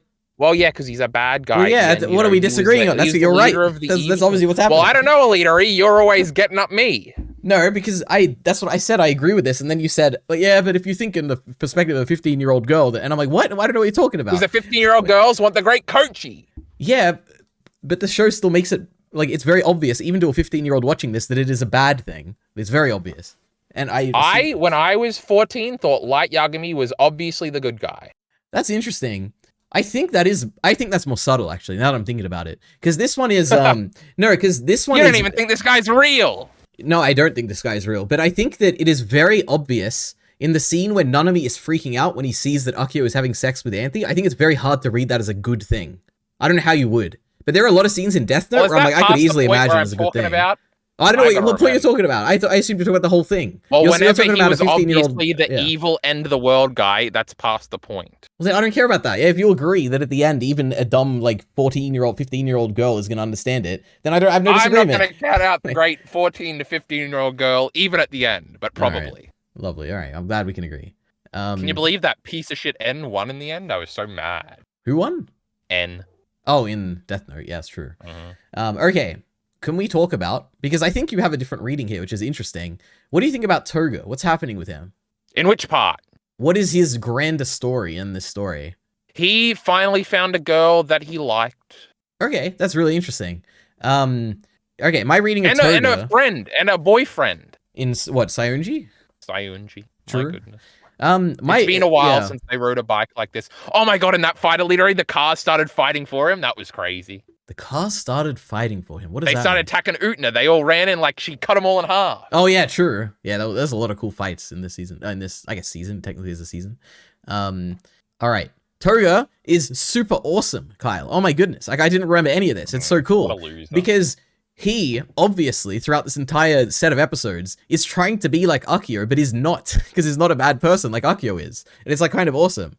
Like, he's copying him. He's always in the car with him. He's trying to attract people to be like, to go to the car, and he's got his shirt unbuttoned like him, and he's taking photos of him like a person who's looking up to him and trying to, like, be like him. And he's always, like, having the scenes with him one-on-one when they're, like, speculating, watching someone fight, and he's very obviously trying to be like Akio. But the thing that happens is that there's a scene at the end, or toward the end, where he's running off with Utena on a horse, and he's going faster and faster and faster. He's trying to be like Akio, right? He's trying to be this masculine kind of guy who is gonna be the prince that is gonna on the white horse that's gonna like be this crazy person who's gonna win over Utena's heart because of that. And then Utena falls off the horse, and for a brief second we see him look back at her and like freak out for a moment. Because he's actually worried about Utena. And then obviously Akio comes in and saves the day. And I think my reading of this is that this is the moment where like Akio and where Toga basically realized that he actually does care about Utena. And I guess it is very explicitly that is the moment, because after that he has this big breakdown where he like is standing in front of the... But they said that in a previous episode of that, I think. There's like a scene at the end of an episode or something where she's like, oh, you actually like that girl or something. Yeah. Maybe Sayunji says that to him. Yeah, but I think I'm pretty sure it comes after this, because this is the scene afterwards. This is the episode with the flowers and everything, and Akio was talking about the symbolism of the flowers. Because after that, I think Toga receives a flower from a girl, and he kisses that girl basically. And the point is in that scene that he has realized that he does like Utena, and he's not just using her like Akio uses girls. And I don't know, it's super cool because I wasn't expecting this. Whereas I was assuming Toga was going to be like the next Akio or something like that, or like being like that. But he is also being groomed in a way that Utena was kind of being groomed with this whole Prince story. And it's just that is cool. Definitely true. Yeah. So I don't know, Toga's really interesting to me. Yeah. They have just on the final point. There are a bunch of scenes where he is like the photo taking things and stuff like that, and also like when they're watching the duels, they're also like on that bed together. Yeah. So I think if you wanted to be gay about it, Aliri, there's definitely an interpretation where like he could be sleeping with Toga too and all that stuff.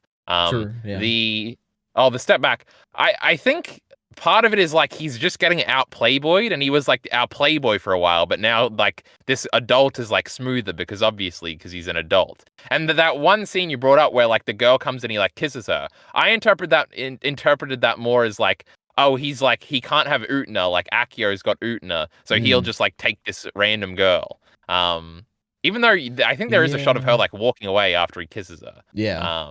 So that could be different. I think but there's everything like that. Just to clarify my reading of that scene, I think it is more so a scene where in that moment, firstly, it's like the start of his development. I don't think it's like an end point where now he's like a good person or anything. But I think in that moment where the girl comes up to him and says the letter and read this letter and whatever, and he says, "Oh, thank you, darling, whatever, I appreciate it." I think that's like the first moment of like he's starting to think of these people coming up to him as like actual people. Because he's had that realization with Utena on the horse that it's like this is the starting point of him trying to think like, man, maybe I'm not like Akio. Maybe I don't think of these women as just objects or whatever, just like Akio does, like to use. When he's not winning, he can now empathize. Maybe, yeah. It's interesting. I don't know. Toga had an interesting story that I wasn't expecting. So yeah. True. All right. They're best friends. It's very nice. Yes. Now, is it time for us to talk about the like progression of the manipulation of Utena by Akio? Because there's a lot to this. And I think it's kind of interesting and kind of cool, and the way it ends up being revealed and all that. Do you have any things you want to say about this? I want to talk about episode 33, okay? Can we talk about that, which is the one with the recap? I thought it was going to be a joke and Choo Choo was going to be sitting next to our leader. I had convinced myself. That would be very interesting. Because they were building up the whole episode, like who's sitting there and who's doing that, and Akio's in the car on the radio show or whatever. Yeah, with the Shadow Girls doing the radio thing, which was kind of cool. True, they were the voices. Yep. And we never get the answer to the questions about what is eternal. Is it a diamond? Is it a... True, because I'd give away the whole show. Yeah, true. Anyway. Man. I don't know what to say. It was a crazy twist, Elitery. The episode is interestingly framed because it's like told out of order. It is also told from a perspective of a character. Like we're seeing Akio's perspective of Utena for the whole for the episode, the parts of the episode with Utena. And it's like it is also a recap at the same time, which is like throwing me off a little bit. It's just so cool. Like there's two reveals in this episode that really, really like strike home. And I think last time you were saying like, is there anything that really connects with you emotionally? This is the bit that I was thinking about, which is that it is the reveal at the end where Utena is monologuing about the food and like, oh, you know, I have to make lunch for school tomorrow and what are we gonna do? And she's basically just monologuing for so long, trying to distract herself from what's actually happening. When there's only one thing on her mind right now, which is that she doesn't want to be doing this. And it was like a long shot, right? It was just one shot of her face. Yeah, for a long time. It was like multiple That's when minutes, I realized it was like a post-sex scene, and I was like, oh shit. Yeah. Because it reminded me of the Misato scene, and I was like, oh shit. Yeah, that's what they're doing right now. It's crazy. Yeah. So that was kind of crazy. And she ends it and she's like, tell me, what is eternity? And I'm like, oh my goodness, eternity, true. I don't know what it is either, but oh my god, you're having sex and you don't want this. That's not good.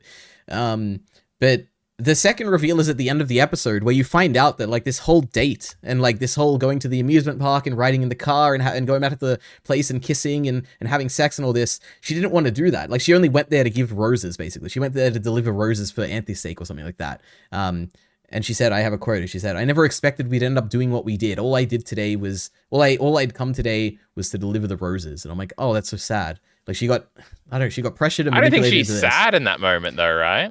Or are you talking about like, oh, what's happened to her is sad? No, I think like in that like moment at the end when she's saying, I never expected we'd end up doing that. Like all I wanted to do was deliver the roses. I think that's a moment of like, that's after she is already having this freak out scene in the bed where she's like trying to distract herself. See, I didn't interpret it as like a freak out scene. I think it's like a nervous, like a nervous, like I don't know, post-coitus scene. I don't know. It's just it reminds me of some other scenes, and I don't think it's just the Misato one. It's just like, oh, something nervous happened. You don't want to sort of think. Now, obviously, this can double if like something terrible has happened, so you don't want to think about it. So you just like run off at the mouth or whatever. But I don't think I think that the second one, the first one. I'm not sure. You're saying that. So just to clarify, my reading of this scene where Utena is lying in bed, we're seeing Akio's perspective, and she's talking about making lunch. You can see her shoulder earlier. She's like naked, and that's not cool. Yeah. So this scene, my reading of this scene is that it's Utena trying to distract herself from coping with something that she didn't want to happen. That's my reading of the scene. What is your reading that she in this moment? Well, my reading is just like it's like a confused aftermath, but not confused in a bad way, just like I can't believe that happened type way, which would be like the mentality you would be in after like you just lost your virginity, assumingly. No, okay, that's fair. And she's like thinking about other things. Yeah, I think that's fair, and I don't think that's too different from what I'm thinking as well.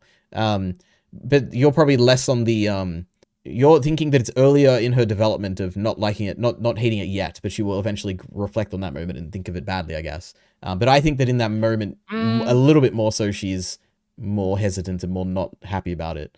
But you would say that it's the first step to like developing to that, but she doesn't really know what to think yet at this point, right? I think this ties into the argument we had before, where it's like, well, actually, let me say that after I say this. Because at this point, I still wasn't sure if the show wanted us to think it was gross. Yeah. Because again, it was like, oh, it's just like an anime thing, like the older person, the younger person. It's like a Japanese thing, bro. It's okay or something. Yeah. And just because the show's like old, I thought maybe that was an error we were doing.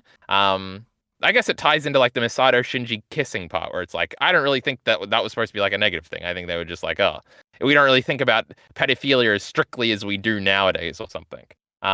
Which ties into the second part, which is like, I still don't know if Utena asked at the very end would think back of this memory as like, oh, it's a bad thing that I got manipulated into.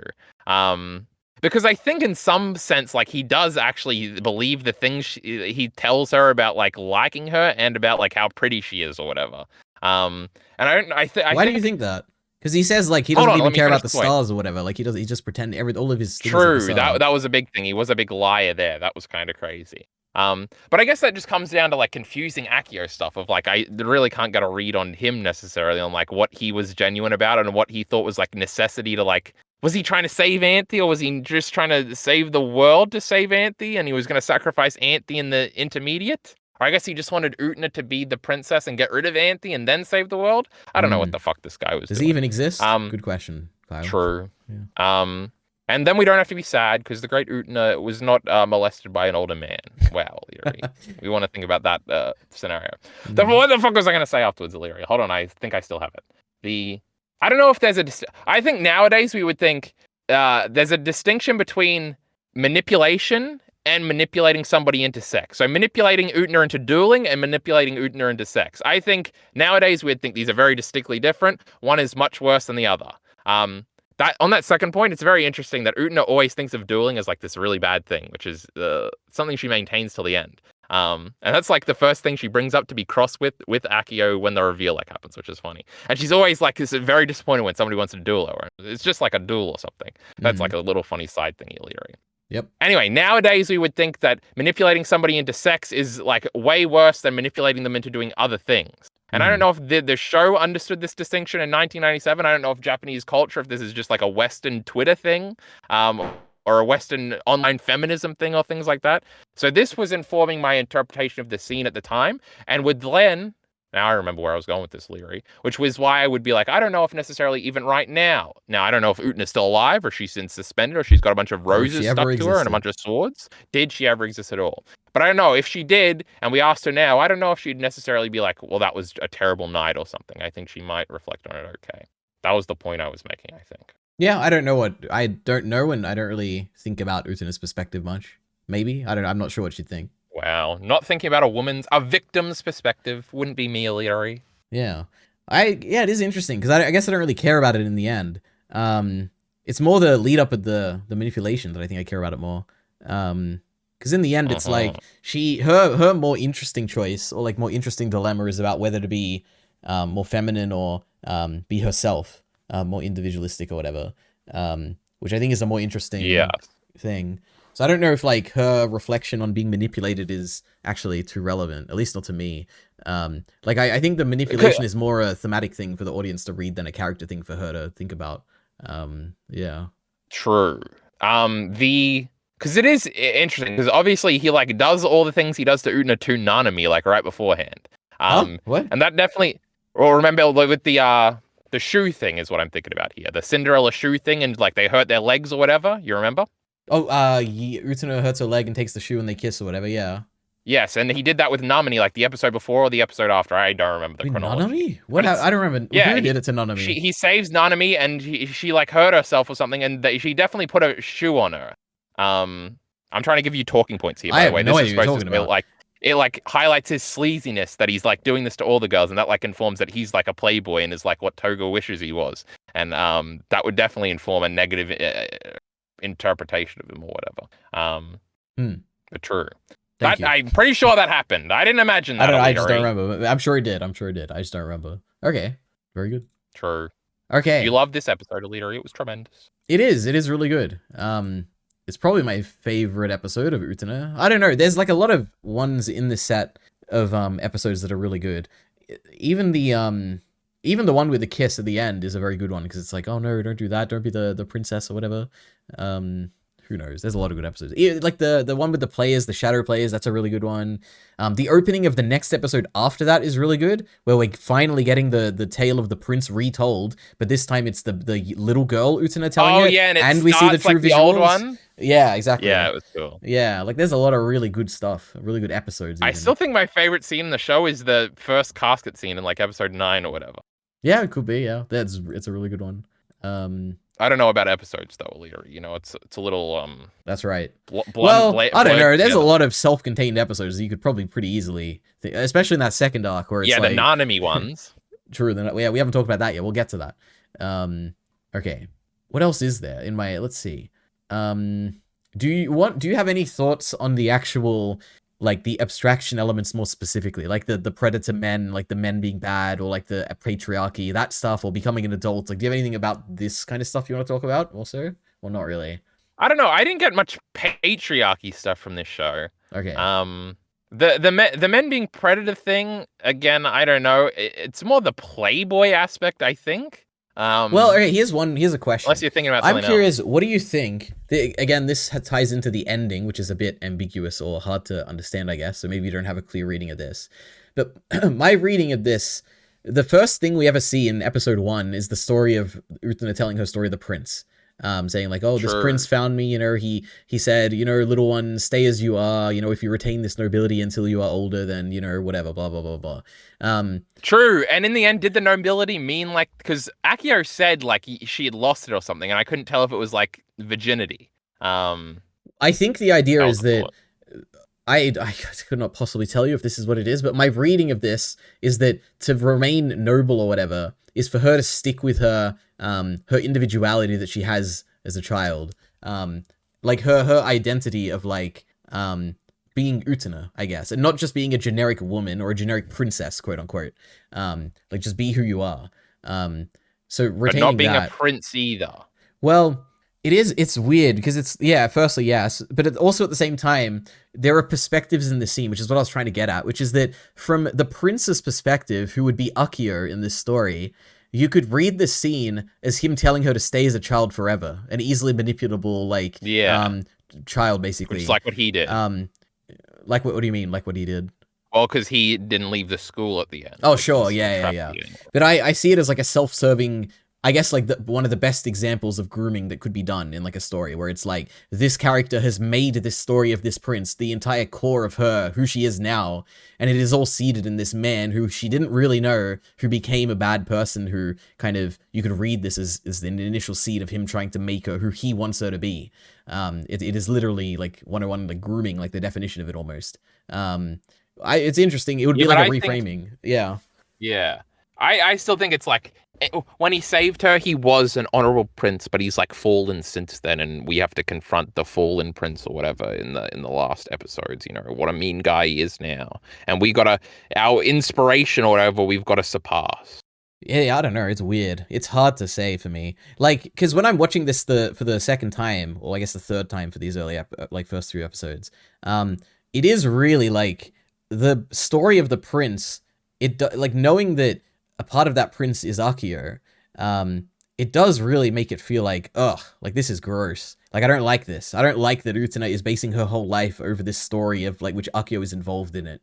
But it is interesting that there is like, at the end, there is a big distinction between what the prince was and what it became. but I don't know if I have a solid reading on that. So I think I probably do still think of it as like a bad, like I don't like it. Like whenever Utena is talking about the backstory, every time it happens, I'm like, oh, Utena, don't base yourself on that story where you weren't like you were being manipulated in that moment even. I don't know. I guess part of it is that like she doesn't really take the advice of the prince, right? She's like, that's like the twist at the end is like she doesn't want to like find the prince and marry him, even though that is part of her motivation underneath. She's like, oh, I need to be the prince for other people now is sort of like her motivation. Yeah, true. So it's like separate from that. So it's like, yeah, still cute or whatever. I don't know. True.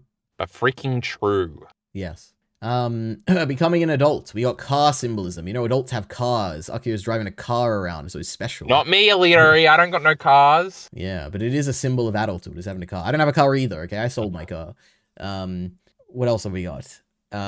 We got people mimicking Akio. We got, like, Toga, obviously. But we've also got even Kozue at some point when she's in the car and her shirt is unbuttoned and stuff. And so she's, like, trying to be, like, Akio to her brother. Well, everybody's moaning with their clothes off in that car, Aliri. Yeah, but there are different, like... Yeah, it is. Yeah, true. But there's, like, the passenger, and then there's the person at the back who is, like... Yeah. The Utena stand-in for the Akio-Utena relationship. I think Kozue has the strongest resemblance to Akio in that scene. I don't know. I don't have anything on that. He seduced her too, didn't he? He seduces everyone, including his fiance's mother, so... you know. True, that's true. He was fucking his fiance's mother. That's one of my notes, Aliri. I remember writing that down. That's right. There's also, we haven't talked about this at all, but Utena also feels bad for the whole cheating thing of like, he has a fiance and I'm doing this with him despite having a fiance. Well, she does, then she doesn't, then she does, which is cute. I liked it that way. Sorry, I'm just coughing. Oh my goodness. Especially when she's telling Wakaba about it all the time. It was interesting that they even made her a hypocrite at all. I didn't expect that, and they did. True. Okay. I mean, it is crazy that she did like have sex in the show. I think in the first thing that I was listening to today, I'm like, well, obviously none of these ships are going to come off because, you know, it's a kids show or something. So that's funny, which is true. Like none of the ships really came off, but some of the strips came off, like clothes or something. O'Leary, that was pretty funny. That's right. But oh my god, Anthe and Utena had sex in this show, O'Leary. That's freaking crazy, bro. I know that is crazy. But I knew it. And Toga too. Toga had sex. Well, I guess Toga does, even if I was trying to make a gay joke, O'Leary, but he was totally fucking Miki's sister too that one time. That's right. And then he was dating background girl who had an episode in the True. It was awesome. Yes. in these episodes too. That's right. She slapped Nanami, and I was like, "Oh my god, you slap her, girl!" Oh, the funniest moment of all time was when Nanami was like evil and back again, and she like slapped everybody. Yeah, she slapped. It was like bandages. I don't remember. It was all of the girls. They showed up, and then Anthe she slapped again, and then I think she might have slapped Choo Choo or something too. There was an extra funny one. Maybe Miki was standing there and he got slapped too. It was great. Yeah, and isn't Nanami just the greatest? We love it. I guess. Let me see. What else do I have for just this overall stuff? What is this? Oh, it's too much. It's a prince on an actual white horse. True. True. Toga got outplayed. Yep. Yeah, there's also in this like introductory scene they have with the retelling of this prince story with Utena, they change the dialogue at some point. They say, if you never lose your nobility, even when you grow, then you may be able to save her from eternal torment. And like, oh, it's interesting reframing of an entire memory to like have different dialogue and stuff. So it's kind of true. cool. She didn't remember it until she had to lead her. Yeah. There's also the whole element of Utena wearing earrings, which is like a very sad visual of like, oh, she's just trying to be like all the other girls, but I'm like, oh, Utena, you're like your own little special person. She's not like other girls, Leadery, that's right. Yeah. She's a boy. That's right. Wearing a boy's uniform that no other boy wears. We love it. Mm-hmm. True. Yep. And what else is there? There's what did I say here? There is also, there's an interesting element to Utena as a character, which is that everyone sees her as special and strong. Like everyone, pretty much. Like they fight her, they lose, and then they kind of see her in a different way. But also just like everyone in the general generic background characters see her like that, like special and strong. She's the best basketballer around. Yeah, but the interesting thing is that Akio, who is the one who like successfully like manipulates her in the end, more so than everyone else, he knows her when she was just a sad kid. And he kind of uses that to manipulate and control her as well, like the story of the prince. And it is interesting that it's did Saionji and Toga. Yeah, but they didn't know her as well as like. True, they Akio didn't know did. that was her. Well, maybe Toga. Toga Sayonji probably, yeah, needed to be exactly. told. Yeah.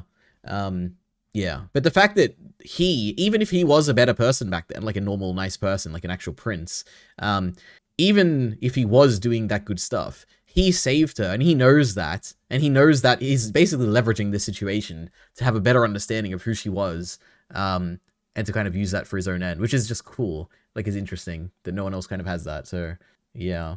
And that's it for major overall points. We've done True. There's whole storylines we haven't even talked about yet, Aliri, but we can save them, of course, for our great episode by episode thingy-mabobby. Yes. So now what? Oh my goodness. We'll do that right now, Aliri, but we'll be right back after this short commercial break. Episode 25, Aliri, that's where we started. Can you believe we watched like 15 episodes for this? It is true, yes. There's a lot of stuff happening here. And I did get concerned at some point where I was like, oh, should we stop at this recap episode? There's like so much to talk about already. But true, you did pitch that, but I said, no, Aliri, I'm strong. I can watch all these episodes. Now, I did watch most of them yesterday, Aliri, so I didn't even watch them all in one day. So, you got to be proud of me at least a little bit. But episode 25, Aliri, we don't know what the name is because I don't write down the names of thing. Yep. And oh my goodness, there's so many notes for this one because I was so excited because there was just such an immediate quality jump, Aliri, apparently. Can you believe there's cars in Utena? True, remember when I pointed that out? And there's lots of cars in this one, Aliri. I was freaking out in the first grouping of episodes. Well, bro is going really fast too. There's something to talk about just beforehand. It's probably a better way to frame it, which is that we talked about the new normal last time. There is another new normal in this set of episodes. That's true. Like there's a few established motifs. One of them is the car, like the car rides, like we talked about, and the unbuttoned shirts and all that, which is super cool. And oh man, there's like this new song. Yeah, the background music when that's happening is so cool. I don't know how to describe it or like what it true. is. But and then it came back at the end or something when Toga started, not Toga, where Akio started talking about something, and I was like, oh. True. But it's like the lights are like spinning or whatever in a circle, and it's like dun, dun, dun, and I cannot possibly do it, but it's like some jazzy. It's like cool jazzy music. Yeah, it's epic. It is awesome. There's the new Utena Anthe bedtime, like they're falling backwards into their bed. True, that was very sapphic, Leadery. That was very sapphic. It is very cool. I like it. I like the new. I guess there's and just Toga and Akio do that sometimes too. Yeah, true. Yeah. But in general, there is the new setting of like living in Akio's house now, right? Or not house, but like that's whatever. True. Yeah, that's like a new normal. Like we always return here now instead of the old bedroom. You know, oh, the bunk bed bedroom. I miss it already. Then there's like the new duels. There's the spiral elevator we talked about. There's every challenger has like a bride now. Like they have someone else who is like there in the car. That's true. Like, spinning around. I don't know if there is like a broader meaning to that. I haven't really thought about it, but true, it happens. There's the cars. Sometimes Auntie's in the car, but most of the time she's not. Yeah, true. Oh, there was this. Someone kissed. Was it Kozue? Kissed her in the car. Yeah. That's the only one I can remember them being in the car together. Yep. The cars are like circling around. There's the glowing lights that shine, and they from the castle, and they summon the prince or whatever, or summon Utena's victory. So yeah, there's a lot of new normals here. So yeah, just for that as some context. That's true. Bro, Toga's 25, he can drive. What a great note, because he had a line about how he couldn't drive because he's not old enough. Also, he's talking let's talk about this actually for a second. Do you think it is a detriment of the show that they just look older? Like, they just look like they could just be 25 or something? Like, I think it's just because it has to be in high school, because this is made for 14-year-old girls, who I understand completely, Leader, and you don't understand at all. But, like, part of me was just like, well, couldn't this just be a college or something? I guess fucking underage girls aspect would be removed, but it's like, I don't know, because obviously we like the character designs, but I don't know. This is just an anime thing, Elitery. Ash Ketchum doesn't actually look 10; he looks like 14. Well, I feel like there's like Nanami to me does look younger than the others. I don't even know if I agree with that. I think she's just like shorter. Well, that is true, the shortness. But also, you could probably do it. Well, I was going to say you could make them all shorter. But then again, Utena does look really short next to Akio. Whenever they're standing next to each other, I'm like, oh, I see it now. Like, that's another Pokemon thing where it's like, Brock looks like he's 18, but then like Nurse Joy will walk up who's like, and she's like a foot taller than him easily. And it's like, oh, well, he is just a little boy. Yeah, yeah, I don't know. But it is what it is. Anyway, continue. Anime be animeing, bro. Do cartoons have this problem? I don't know. The Teen Titans look like teenagers, I guess. I don't watch any cartoons, Leary. Watch any cartoons recently? Maybe, actually. I don't remember, though. I don't know. Invincible, they're all old in that, Leader. Yeah, they look like university students. Who knows? But also, the DuckTales, those little kids, they look like little ducks. Yeah. Mm-hmm. Also, he's talking again for real. True, the great Toga was talking again. We were freaking out. They moved in with Akio. Choo-Choo takes on the vacuum cleaner. This must have been funny, Elitari, but I don't particularly remember it. Akio is taken aback by Anthe giggling around the girls. I don't know. The girls is probably Utena and somebody else. I don't understand, but she was having a good time, and Akio saw that and was displeased or something. They talk about a gondola, which is like the elevator, a ship. Yes, but then when I googled it, it's like a ship that leads you somewhere. So it's like a mode of passage or something. Wait, I don't know. I think when I googled it, it was literally like a type of elevator or something. Let me look this up, Leary. Let me do it again right now. I remember it's like a ship of like a guy leading you to hell or something. And I was like, well, I saw that also in Undertale one time. Yeah. I think a gondola is like what Mihawk was in One Piece, at least in the stuff I've seen. True, that probably makes sense. But yes, I've googled it. It looks like these guys in that in Italy, you know, where all the water is. I forget what it's called. They were there in Spider-Man 2. Oh, wait, when I googled it, the gondola I'm thinking of is the thing in the sky. It's like a lift, like a snow lift or whatever. Like a thing you sit in that elevates you and takes you to like a place. I don't know. It's weird. Must be. Snow doesn't exist. That's fake too. Also, striking out. They must have been playing baseball or something. Yeah, the student council. Yeah. True, that makes sense, because Jury is Misato, by the way, is my next note. But Aliri already DM'd me this, thinking it was fucking cool or something. Akio style like Dragon Ball. Uten is blushing. We hate this guy. Lucifer? Question mark. True, they brought up Lucifer at some point. Oh, okay. Yeah. Mm-hmm. Why did they bring up Lucifer? That's crazy. I think I remember this getting brought up, and I remember also the character. I think it was Utena who, like, I wasn't sure if she even knew what Lucifer was. I think it was when they were in the observatory talking about stars or something, and there's like that one's named Lucifer or something like that. True, I think so. But also, he's got white hair. He's literally Rio for real. Who has white hair? Doesn't Akio have white hair? No, he's got pink hair, doesn't he? Or like pink or purple, yeah. Wait, actually, maybe he does. He's probably got white hair. Yeah, he's close enough to white. I see what you're saying. I googled it. Yeah, you know, just copying Devilman out here. What a bunch of hacks. Now, they got a wacky bed. True, Himenia does not have long hair. True, Alidari. They just decided that she had long hair at some point. That was fucking stupid. No, I mean, her hair's usually tied up, and, you know, when she lets it down, it's impressive. Yeah, this is like when people try to say Annie has long hair. No, it's like short. Right. Now, ride in the car. Sayunji just wants friendship or something. He was very butthurt about this. Akio saved Utena from her coffin. This is when we start hinting that he really was the prince. He's the prince, question mark, exclamation mark. We got to kill the prince, ... True. I hated Akio, literally. He's no good. You know what was interesting to me always? The fact that in our discussions up until this point, I don't think you'd ever, and I was waiting for you to mention it, but you never really mentioned that Akio literally looks almost pretty much identical to the prince. Like, it is very obviously, like, he looks exactly like him. Well, there was another guy that looked identical to the prince at the same time. So, you know, that was cheating. Yeah. Anyway, continue. But true, apparently I knew it here earlier, so, you know. Yep. This guy's still fucking with Choo-Choo. The green guy must have done something to Choo-Choo again, Alidari. I wasn't happy about it. Yep. He needs the boot. And he's manhandling Anthe. We don't like this guy, Alidari. Yep. We crash back with the shadows. Do you know they're feeling nostalgic or something? They must be talking about nostalgia. But there they did come back. A thing to talk about the shadow people, which is that the expression they're using, I don't know what it is in Japanese, but the fact that you just said what I was about to say means that it's probably the same in Japanese, or at least in the subs. They used to say, did you know, and now they say, do you know, do you know? It was slightly different. Yeah, which is like, I wonder what that means. And they had a third line that was different. I don't know, yeah, but... Yep. So yeah, it was like similar. It's kind of like this kind of follows the pattern, because even like the song, it was like it's like similar to 1 and 3 are similar, but 2 was a bit more different. And with the Shadow Girls, it's like 1 and 3 was similar, but 2 is different again. So I don't know, some rhyming thing going on there. And I'm freaking out about the song here, Leadery. It's operatic. It's even grander than it was the first time, maybe. We got new visuals, Anthe disappearing. She's more naked than ever. So were the shirtless boys earlier. I was clocking on to the uptaken skin. Trees are growing from her clothes, Leadery. What does that mean? We'll never know. In the great pre-animated sequence. It was funny. Now the episode where it did start with this was epic. I think it was the second last episode, but it was funny that it was just like the first 3.5 minutes of like the stuff they didn't even have to work on. That's pretty epic, bro. Yep. She's more. I already read that one, Aliri. I thought for a second maybe Seonji would win, but then Anthe came to the rescue and pulled the sword from Utena. Something happened to your leadery. I believe it. I'm starting to get real Evangelion vibes. What does that mean? I don't even remember what I thought. Crazy imagery stuff and gaps. What does gaps mean? There was a scene where the top and bottom of the frame wasn't visible, and it was like for quite a while. I don't know if that's what you're talking about. Maybe that is what I'm talking about. Gaps in what you see, perhaps.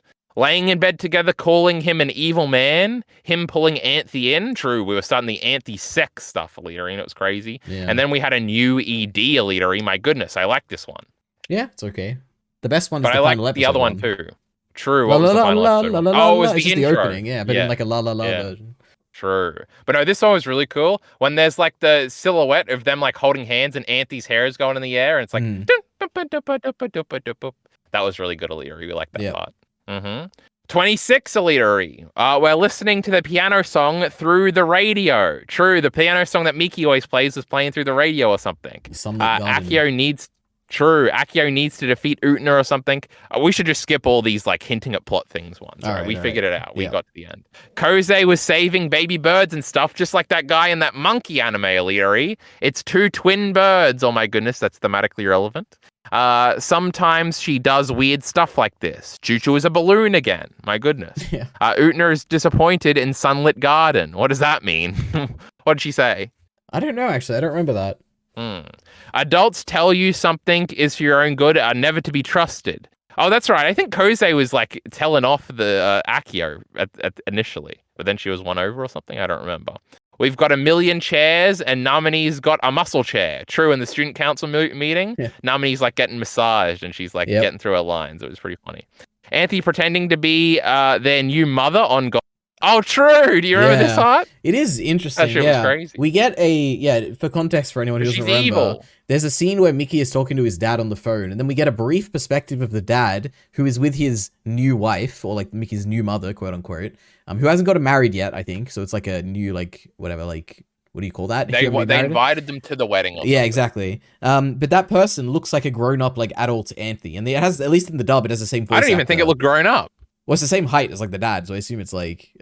No, he was sitting down. Oh, was he? Okay, maybe that's why. Yeah, he was on a chair. I don't know. Okay, he was maybe like it's not on up there. And she was sitting behind it. I got no idea. But yeah, it is interesting. Where I don't. This is another thing where I'm like, I feel like this just contradicts with everything we know about like the Rose Bride and everything. So I have no idea. Like the thing it implies that she's it's like in multiple maybe there's places at once, bro. Well, yeah, but like. Why? Why is she outside the school? Like, what's happening? I don't get it. To manipulate the Koze and Miki until doing this.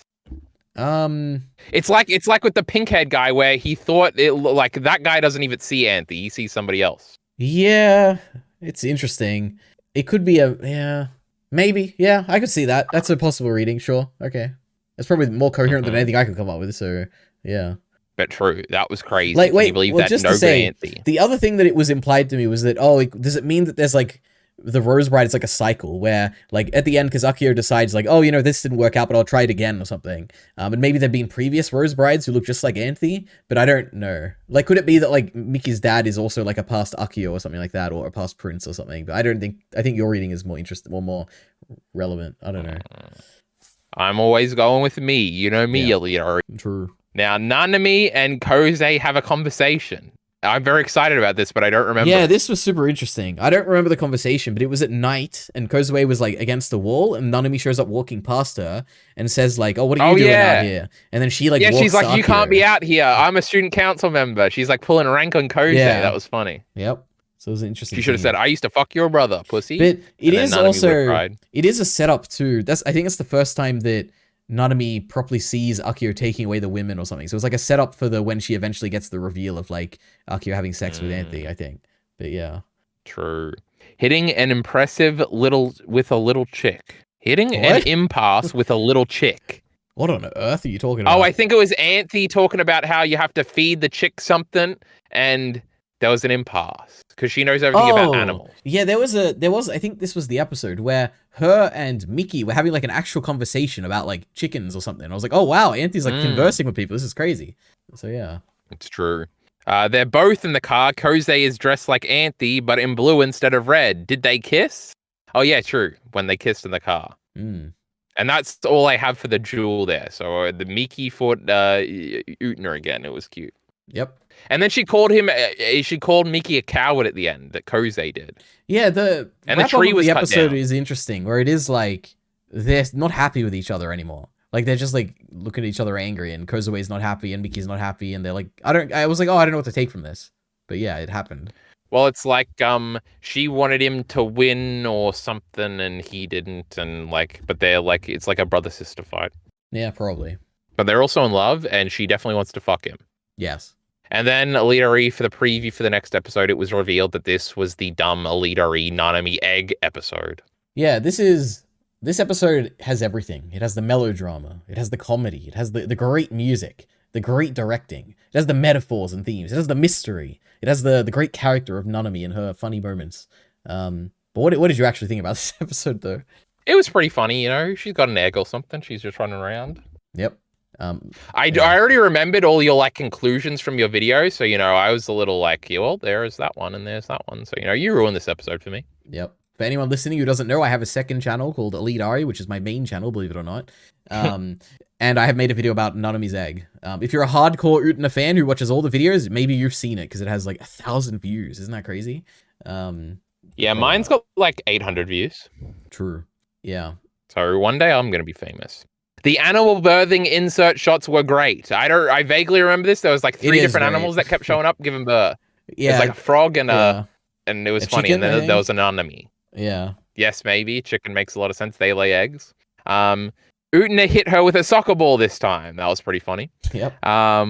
I love that Tsurubuki is accosting her in her freak out. True, she's like having a bunch of fantasies about how everybody's going to get mad at her, and in one of them, Tsurubuki is making fun of her, saying, "You're a crazy dumb bitch. How could you have an egg?" Or yep, how have you not already had an egg or something? It is funny.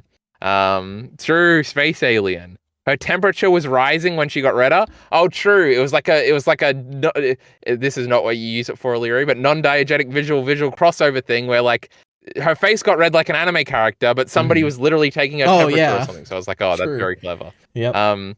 She went to Miki for help by having all caps Illyri because I was very excited because they were in love. Yep. But that never happened to Illyri. There's a song for the frog. True, because there's no duel song, but there was a song for some frog in this episode, Illyri, and it was funny. There's a lot of songs in this episode, like insert songs. It's interesting. I don't know why in this episode specifically, but it works really well. Because it's a big episode, obviously. Yeah. There's a bet Nanami hen. Big Nanami hen, I think it's probably referring to the fact that Anthe has a pet hen called Nanami. Oh, a pet, not a bet. True. And then I have in all caps, and now that's personal. She's making fun of her leader. The cow was forgivable, but the hen also is not forgivable. Yep. Anthe hates Nanami. Yep. Girls, of course. I knew I loved this great toga guy. What does that mean? He said girls, of course. Oh, and it's like, do you prefer boys or girls? I was like, oh, girls, of course. Oh, yes. And it wasn't even in a sexual sense. I think it was just like, what would you rather have a kid or something? I was like, true. That's what the perspective of the scene is that Nanami thinks she's talking about having a kid. Would you rather have a boy or a girl? And then Toga reads it as like, do you like girls or boys? And he's like, girls, obviously. And then when she's like, I like them too. He's like, what? Nanami, this is true. God made men and women so that they can. Yeah, and he goes on this whole rant about God, and I'm like, Jesus Christ. True. Yeah. Gays are not allowed, says Toga. Yeah. True, because God made them certain ways. That was very funny. Yep. The shadows do not believe that was an egg. Oh, that was so. This is one of my favorite shadow ones. This is the one where they see like an egg and they keep stabbing it with like chopsticks, and then it turns into an alien. It's like, oh my God, this is crazy. True. And it's like trying to stand up or something. I remember this now. Yeah, they're trying to make it. Yeah, trying to make it stand up. True. What a great. Oh my God. I've written down Sayunji is still in this show. He must have shown up somewhere. I thought he was just going to be gone after he lost his third duel. True. Oh, that's right. He was. But he was important in the theory, so I shouldn't make fun of the great Sayunji here. Was Choo Choo in the egg? Did he always have that earring? True. I couldn't. Does Choo Choo always have an earring? I don't recall an earring at any point. Because Choo Choo pops out, and like the joke I think is that maybe Choo Choo was in the egg, and you're supposed to like think what was in the egg. Was it Choo Choo or was it one of these other metaphorical things? But also he had an earring, and I couldn't tell if like he was new because he had an earring or something. When I googled it, literally every single picture of Choo Choo has an earring in his ear. So I think he so earring did not come out of the egg like perhaps I might have thought for a second. Yeah, but true, Lidari, what happened to the egg? What? Yeah, the end of the episode is interesting because it is like Nanami, not Nanami, that's her egg. Oh my god. Anthe is giving the monologue about like reincarnation, and throughout the episode there is a sleeping scene between Utena and Anthe in this, where Nanami is talking about how like reincarnation is, or like passing on your memories and thoughts and feelings to your children is kind of like reincarnation. And then at the end of the episode, she implies that like, oh, where's Choo Choo? Where is he? And it's like tying into the reincarnation, where the idea is that, Choo Choo was like reborn as an egg or something like that. But then right at the end of the episode, the final shot of this episode is Anthe looking like sad and looking down at the floor or something. And it's like, I have no idea what this links into anything and how this has to do with reincarnation and Choo Choo and Nanami's egg. And it felt so like, I just got no reading here. So what does it mean? No idea. And that was the point of my video, I guess. But yeah, it's weird. Has Leary ever made a video where he had a point at the end? Every video you make is, I don't know what the point is. True, headaches, and I still don't remember the conclusion. She had headaches because she had a headache when she first stabbed that guy. Exactly. Is that right? Yep. Oh my god. Well, what a silly point, you know? We all knew that already. Anyway. 28 Elitary. This is the jury set of episodes, because my first note is this the boyfriend? And I was very confused, and I have come to the conclusion that it was not the boyfriend. No. When you say boyfriend, you mean the boy who like Shiori was with. Yeah. No. Some other guy. Some other original character, which is meant to assume was being there the whole time, which we love. It's great. Yeah, he was the captain. He was sick, Alita. He freaking died at the end of these episodes. Spoiler alert. It's pretty crazy. The end of the world is a he, I have written down. So they must have used gendered pronouns for the first time. So you can pretty much figure out that it's Akio at this point. Oh, they have a bunch of fountain shots in these episodes of Alita. That was just like Berserk for real. Except that we were doing cool creative visual things with it, where we were showing different, like it would part for the different. It was really cool, Alita. You remember? Yep. You really are just awful. Sudden toga, fountain chair shot, car shot. Always about being an adult. What the fuck does any of this mean? That was all one note. You really are just awful. I think that's what the girl says to Juri. The girl that Juri likes says to her when she tries to tell that girl, Shiori or something, her name is Lidori, that she shouldn't date the pretty boy. I could not tell you. What a tragic little story. You know, this girl never even gave a hint that she was going to turn lesbian for our Juri. And so, what a sad storyline this was. Yep. Must be hard being gay, Elitary. That's right. Sudden toga. Who knows what that means, Leary? Fountain car shot. True, the car always shows up. The music starts and then it backs in somewhere. Yeah. What did you just say, Leary? They always started by saying, "Do you hear it? The sound or whatever." I don't know what they say. Yes, actually, they do say that in the sub too, but it doesn't sound lame like whatever you just did. I think you'd probably watch pretty. You'd watch the dub and you'd be like, these are all Pokemon voices. So you'd probably like it. Oh, I turned it on for 1 second and I think you were right. I think Utena is Misty. So all right, there we go. Interesting. And I turned it on by accident. Sometimes I just hit a key and VLC does something crazy and I don't know how to reset the preferences, so I just close it and reopen it. Nice. These things happen, O'Leary. Choo Choo is pretty. What do you think he was doing? Did he have makeup on? Probably, yeah. Knowing Choo Choo. Hilarious. The shadows were fishing. They were catching a lot of fish, I think. I think this was about being a playboy. Yeah. Is Anthe summoning the deer spirit? Question mark, question mark. No idea. Don't know what that was in. That was his sword. She's good at ad-libs. Yeah, we'll save this. What happened here? Yeah, okay. Well, should we do it at the end of the next episode where everything's sort of like what happened here? Yeah, okay, sure. Okay.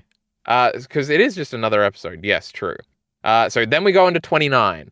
Are we doing an interesting thing where Miki got 2 episodes in the first bunch, Seonji got 2 episodes in the second bunch, and Juri gets them in the third? I think a lot of people just ended up getting 2 episodes in this third part of Leary, so I thought I was making some genius structural point here, but I wasn't. So, believe in miracles and they will know your feelings. I just have that written down because we were supposed to bring it up to talk about whatever the fuck that means, Leary. So write that down with the ad-lib sword thing as we try to figure it out. There's a chair triangle, Leary, and they're all facing away from each other because they all love different people. I figured that part out. And at the end, one chair's gone because that fucking pretty boy fucking died. Also, he duels at the end of the last episode and then Juri duels in this one, but I don't remember too much about either of them. I did actually really like this plot line. So I'm not skipping over him because I misremembered or because I hated him. It is because I misremembered. Yep. Anthe backing out from saying something. True, we've talked about that already. Bro, she sucks for real. Did she bite him? She did. Big slap. What the fuck does that mean? What? Who bit who? What? Bro, she when he sucks for real. When he goes in to kiss her and then he like stops bleeding. Yes, because there was like a spot on his mouth, and I couldn't tell if it was like gleaming or if it was actually blood. Because she did bite him to get him off, but she did bite him, and that was awesome. And there was a big slap. True, this guy was raping in the thingy, but we'll get back to that again because they were in love or something, and he was a good guy. Bluehead Bro does the car speech. True, instead of Toga, if your soul is not has not truly given up. That's what they say every time, and then he tells Toga to say the last line because we have to have the corresponding animation that we play every episode play to O'Leary. So that was fun. Yeah. Did she lose the fight off screen? Another thing we've got to figure out. No shadows. Oh my goodness, I was pointing something out here. Different lighting on Jury and the dude posing. Sinister music cues. Let's freaking go. I'm confused on my own notes, Leary. Rain and windshield wipers. That was epic, Leary. It started raining and all the windshield wipers started going. Shadows conclusion. Oh my god, the shadows were here. True, they do monologue the conclusion. He's fucking dead, and they remove the chair. So, Leary, there's 3 things we got to try and figure out what happened to Leary. So there's like a duel that I think they have off screen that Jury loses or something. There's something about polishing a sword that wasn't his, and there was also a third thing, Leary. Believe in miracles. If he was a good guy or something. Yeah. True. My reading of Ruka is what they say in the dub, at least. I don't know what they say in the sub, but sounds familiar. Yeah, my reading of him is that he actually did love Jury the whole time, and he knew he was dying or whatever. So he went, and with his last moments, he tried to go and help out Jury with her Shiori situation. Like, his goal was to basically free Jury from the Shiori chain that she had. And he eventually succeeds, and then he goes back and dies. True, but he did rip it off her. Now, this is something I actually did look up. So I've read some Reddit comments about this, and there was a really interesting comment here where they were talking about how the fact that he is so, the fact that he, assaults her by, kissing her, and the fact that he is so, I don't know, just mean and, a bad person through this episode, part of that could also be an act so that when he dies, Jury doesn't feel a sense of guilt over it as well. That's very cute, yeah. So we love that. Now that's, I think, the only thing I understand. Now, firstly, the off-screen thing, I actually have no idea what you're talking about. I don't remember an off-screen duel or anything like that. So we flash back to a duel they were having while she's fighting Utena, and I think they have a deal where it's like, oh, if I win, you have to do whatever I want and love me. Yeah. I assume that he just won that duel very easily, it happened instantly almost. So she had to go and fight Utena, right? Well, I thought that was what would happen if she won.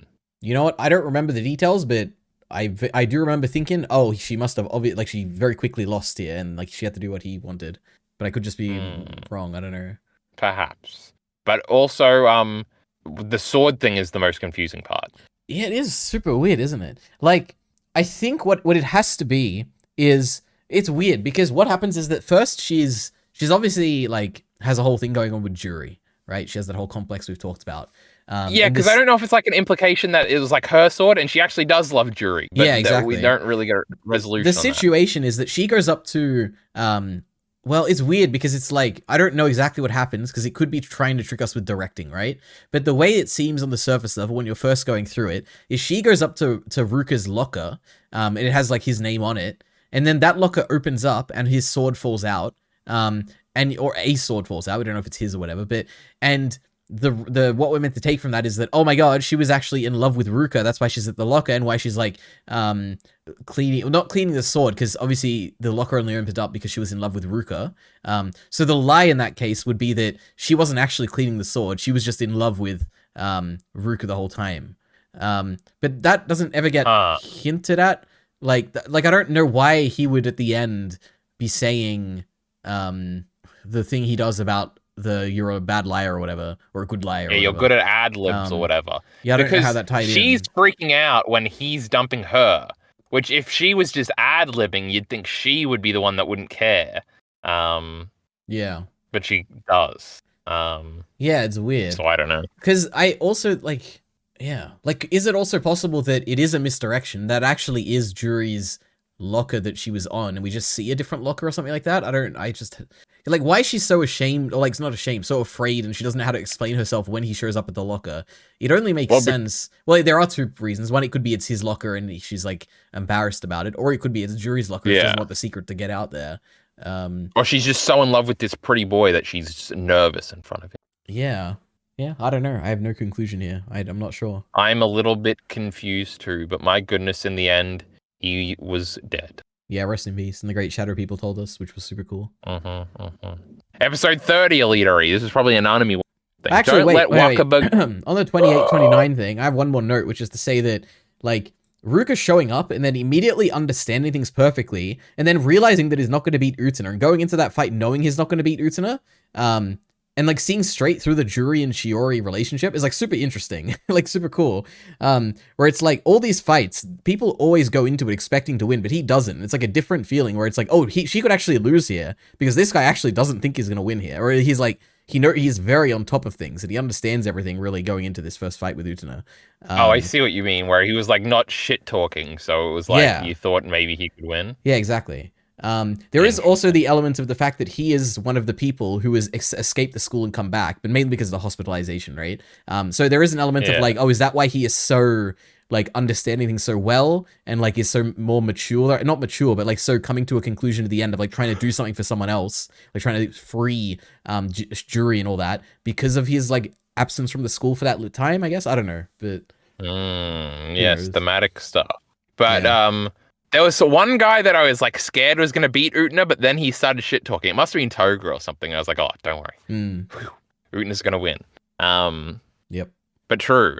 Also, he's like the only new duelist, I think, in like the whole show. My goodness, yeah. Yeah. And also Juri like gave up, which was cute. Yeah. Because her locket breaks and she takes the rose off her chest. I didn't even think that like, oh, after this she like does move on from liking that girl, but that is what happened. So that's crazy. Yeah. Now, true. Episode 30? My goodness. Yep. Don't let Wakaba go Utena. I don't know what I was talking about there. It was the 2-hour car ride. Oh, true. Yeah. With our rapist Akio here. Yeah. There was a different mid-credits chime for, I think, the rest of the show after this. No, Utena, don't get in the evil car. Oh my goodness, where we don't want to get in the car with this no gooder. Yep. Anthe does the evil glasses bye-bye. True, she says this a few times. She says bye-bye. Yep. It's like, oh my god, she's dooming them.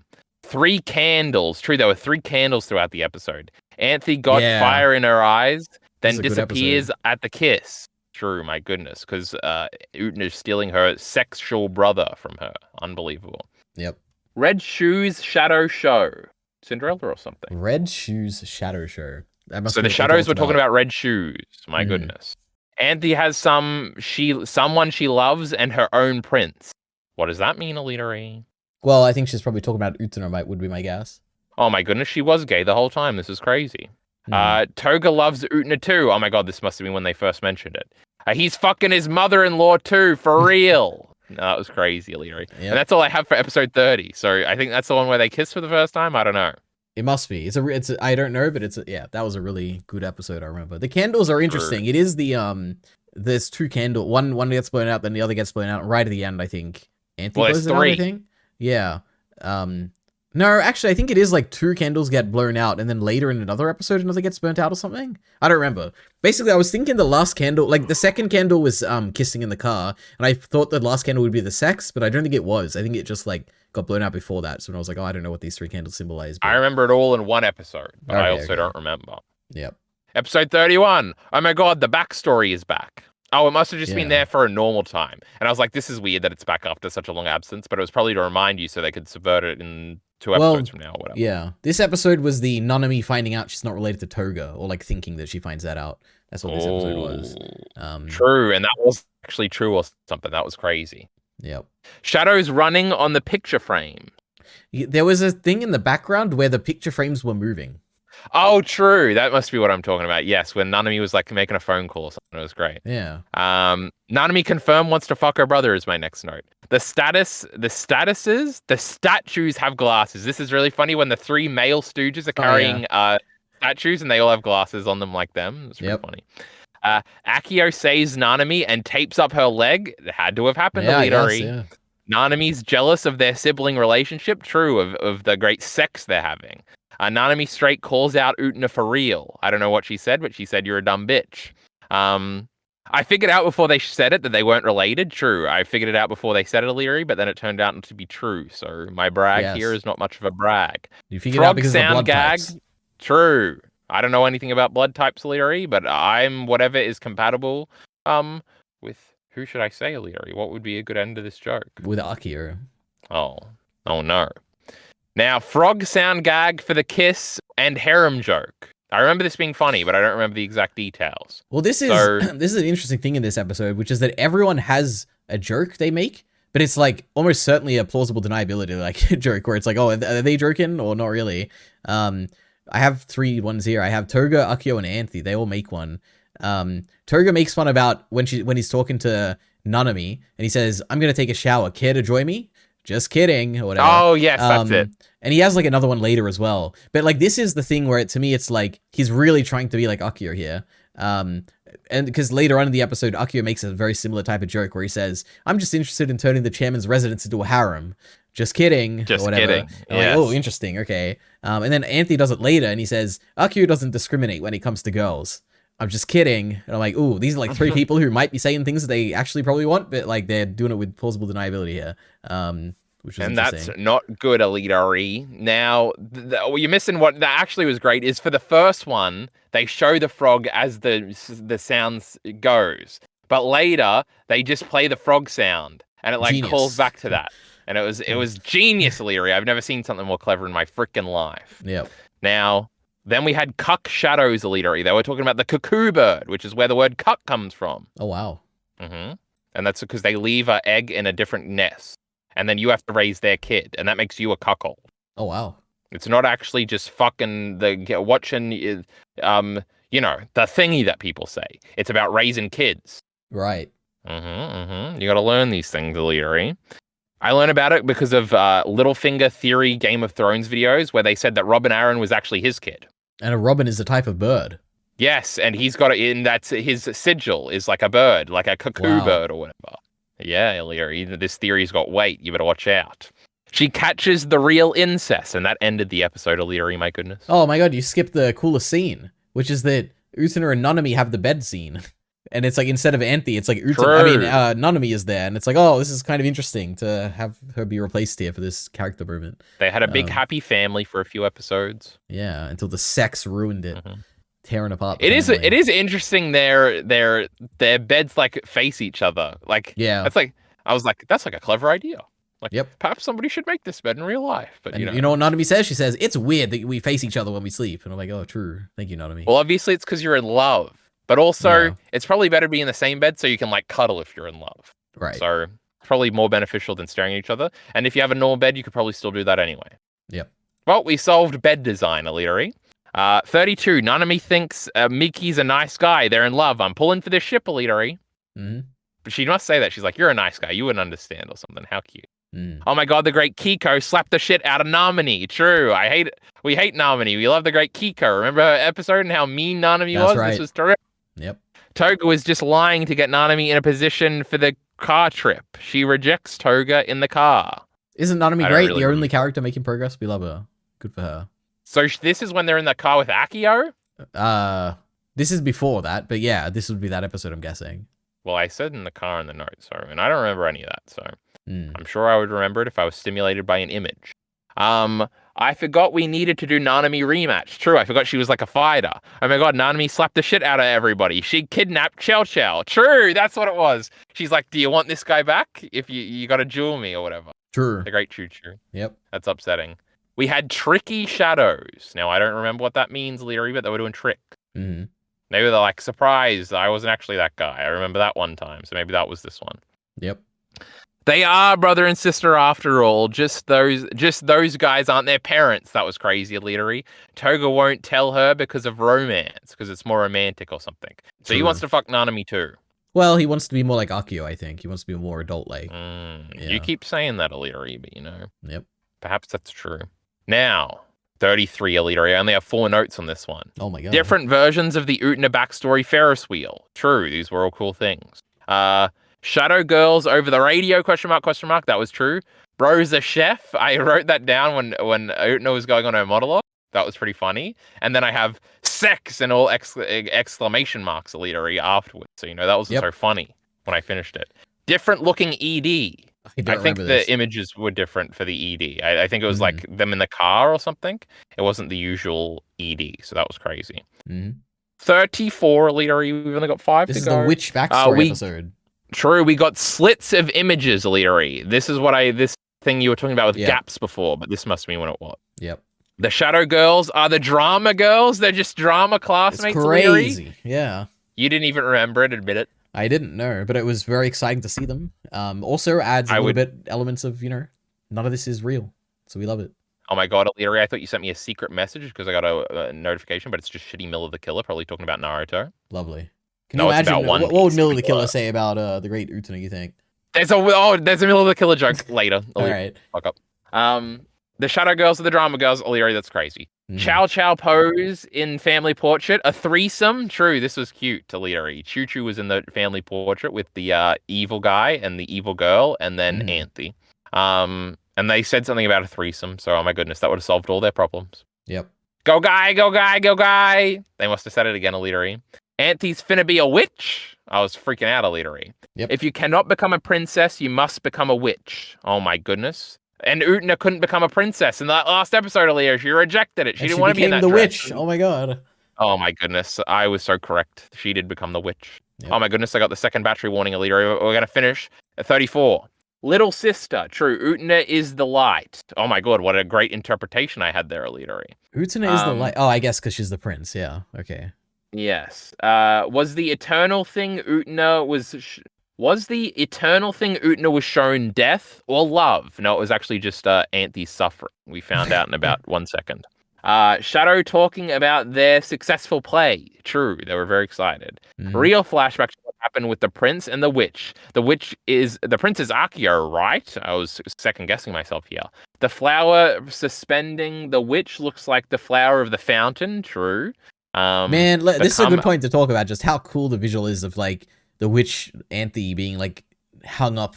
I don't know, it just looks cool. It's red. Yeah, it's scary. It's red, it's scary. The sound effect or the music is also kind of scary every time you see it. She's swaying all the time. Yeah, like she's getting pierced and like it's coming out and then going back in. Yep. Let's not get sexy on us now. That's right. Become a woman or a prince? ? That must have been like the last line or something. There's 2 paths for Utena. She could become a prince or a woman, and she became a witch instead, O'Leary. And that's the end of episode 34. Wonderful. Now, O'Leary, we can move into episode 35. Yep. Doing the intro again, but with the added context is great. We talked about that already, O'Leary. They got poppies, O'Leary. Those are our flowers. Yes. Anzac Day is in 6 days, O'Leary. You better buy one and show some patriotism, goddammit. Yes. Bro sexy posing on the car. That could have been anyone, Elitery. True. For a second, I was wondering why Wakaba hated Toga. True, but then I remembered that Wakaba was there when he was raping Utena. What?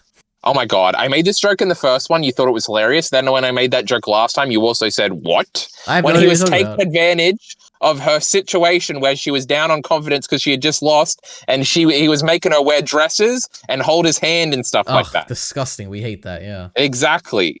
Tantamount to rape. Anyway, Toga got totally out playboyed. Oh, this is like the horses and shit. Fisherman, playboy, shadows. Well, they did 2 fishing ones, apparently, Illyri. Tease and deliverance of the student council queue. Oh, true. There was some sort of drawn-out tease of whether or not we were going to get the student council queue for the first time in a long time, and then we got it, Illyri. It was great. Plus, it ends an episode. She's still trapped in her coffin. True, that must be crazy. Utena sat back and there was a boob bounce. Oh, true. She laid down and her boobs bounced. It was crazy. It was like Noriko and Gunbuster or something. I said, Utena, this is not the show for this boob bouncing. Yep. And don't worry, Leary, if there's a boob bounce, I will notice. Okay. Great soft build up to the Toga rematch. True, I was so excited. I had to watch one more before I went to bed last night. I had to watch this Toga rematch. 36, Elitery. Utena looks like a girl now. Wait, oh my god, you missed the craziest thing in episode 35. I can't believe it. Oh my god, go ahead. The Shadow people catch a moray eel. I was like, oh my god, a moray eel. That's crazy. I can't believe this. They didn't say that. They did. It was a moray eel. I was like, oh my god, this actually exists. This is the thing. For anyone listening right now, it's the thing in Chainsaw Man. It's like a big meme. This was a dub insert. This didn't happen. I don't think so, but maybe. If it is, what a great addition by the dub. We love it. Dub's terrible. Or something might have happened and I just wasn't paying attention. Yep. I don't remember any eels, though, not even of the moray variety, so I don't freaking know. Yep. Utena looks like a girl now because she's getting laid. This is something. Everybody's commenting about how she looks more girly, Elitery, so that's true. Right, sits down is a note here. I remember this being funny, but I don't remember what it was. Somebody says right and then sits down. That sounds like something Akio would do. But it could also, that also sounds like something that anyone would do. I don't know, actually. Oh, but this was good. I want to remember it, but I fear, Alieri, if we spend 30 seconds thinking about it, we still will not be able to think about it. So, Doubling down, confusion from Toga, my goodness. Confession from Toga, my goodness. He kept reiterating how much he loves the great Utena as they were watching. Oh, this must have been when they were up there and somebody sat down, like to watch the fireworks, Leader. You understand. Or what was it? The lights or the stars or something? And then Utena started blushing for Toga, Leary. That was crazy. Right. You're saying right? Like I'm not sure I remember this, but okay, true, maybe. She was definitely blushing. Okay. Sayunji just leans on the princess. True. They come with he comes to challenge her for a duel, and Sayunji just like lies down on Anthe. Lies down on Anthe. What does this mean? They're under the tree on the grass. They're sitting there. They get approached by Toga and Sayunji. Toga like leans against the tree to like corner. What do you call it? Corner Utena. And then while this is happening, Sayunji just lies down and he's like lying on her legs. Okay. I don't know why I don't remember this. But okay, yeah, okay. It was crazy. It was like they're like fucking in the background, these two. Interesting. Where the fuck was I up to, Leary? Sayunji just leans on the princess, Leary. It was crazy. Shadows confuse princesses for horses. Oh, true. They're like arguing. Like one of the things is like, this is a great princess. And then no, it was like a freaking horse, Leary. Yep. Leary, why are you still sick? Why are you coughing? I don't know. Ignore me. Keep going. Leary, I was trying to respond to a text message and you were supposed to give me 30 seconds at least on a freaking cough. I'm going to drink some water. That doesn't help. Oh, where was I up to, Elitery? I've finished my text message. You know, Jewel music is back. What does that mean? Oh, because it'd been a few episodes from a Jewel, so we got the great intro again, and it's so freaking epic, Elitery. Nothing will ever be cooler than the cueing of the Jewel music and the next 1 minute of epic setup to follow. Sayunji and Toga are in love. Look at the pose. True, they like pose, and then he like bends back to get the sword out of him like he's his rose bride, Elitery. That was crazy. Yep. The cars are fighting. Here comes their little gay buggy. True, they have a little fucking thingy that they ride behind the cars. But then that also gets cut in half, and they both end up on the ground laid out. Utena sees Anthe naked for real. This must be when she catches him fucking. Yeah, for the first time. Anthe says she's always despised Utena in the preview. True, but then that never happened to Leary. That was crazy. Yep. Do you think I misread that? Should I go back and look? No, previews can be weird, right? I don't know. True. 37, Elitery. My goodness, we've got 3 left. Pretending this is the first date.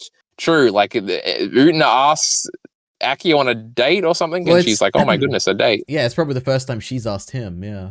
It's true. Girls don't ask for dates, Leary. Don't get that in your head. That's right. In the end, all girls are like the Rose Bride, somebody said. So that's crazy. True. Women just sacrifice themselves and men like could just be cheating on them. Yep. It's upsetting. Leary, men are freaking disgusting. Miki and Juri are all in love with Utena now. True, we talked about this. Just because she's going to die or something? Oh my god, I predicted it, Leary. I'm a genius. Nanami calls them all bakas. She did say that, Leary. That's upsetting. There's no way Nanami is good in the dub, Leary. You're fucking crazy. Nanami's voice is one of the best performances I've ever seen. I love it. It's fantastic. Yeah, we don't trust you on this. In this, you know what? I would dare say this is probably a very popular opinion, is my understanding. When you like everyone who talks about the dub of Utena is like, man, that dub sucks, but Nanami is really good. And I'm like, true, Nanami is really good. Not true. All right. The Shadow wants to be in the movies, Elitery. True, she wants to graduate from drama school and be a movie star and get in a scandal. Yep. That's upsetting. Yeah, this is the one with they're like dating the casting person, right? It's like a whole thing. True. She's like, oh, now you'll be in all the movies or something. Yep.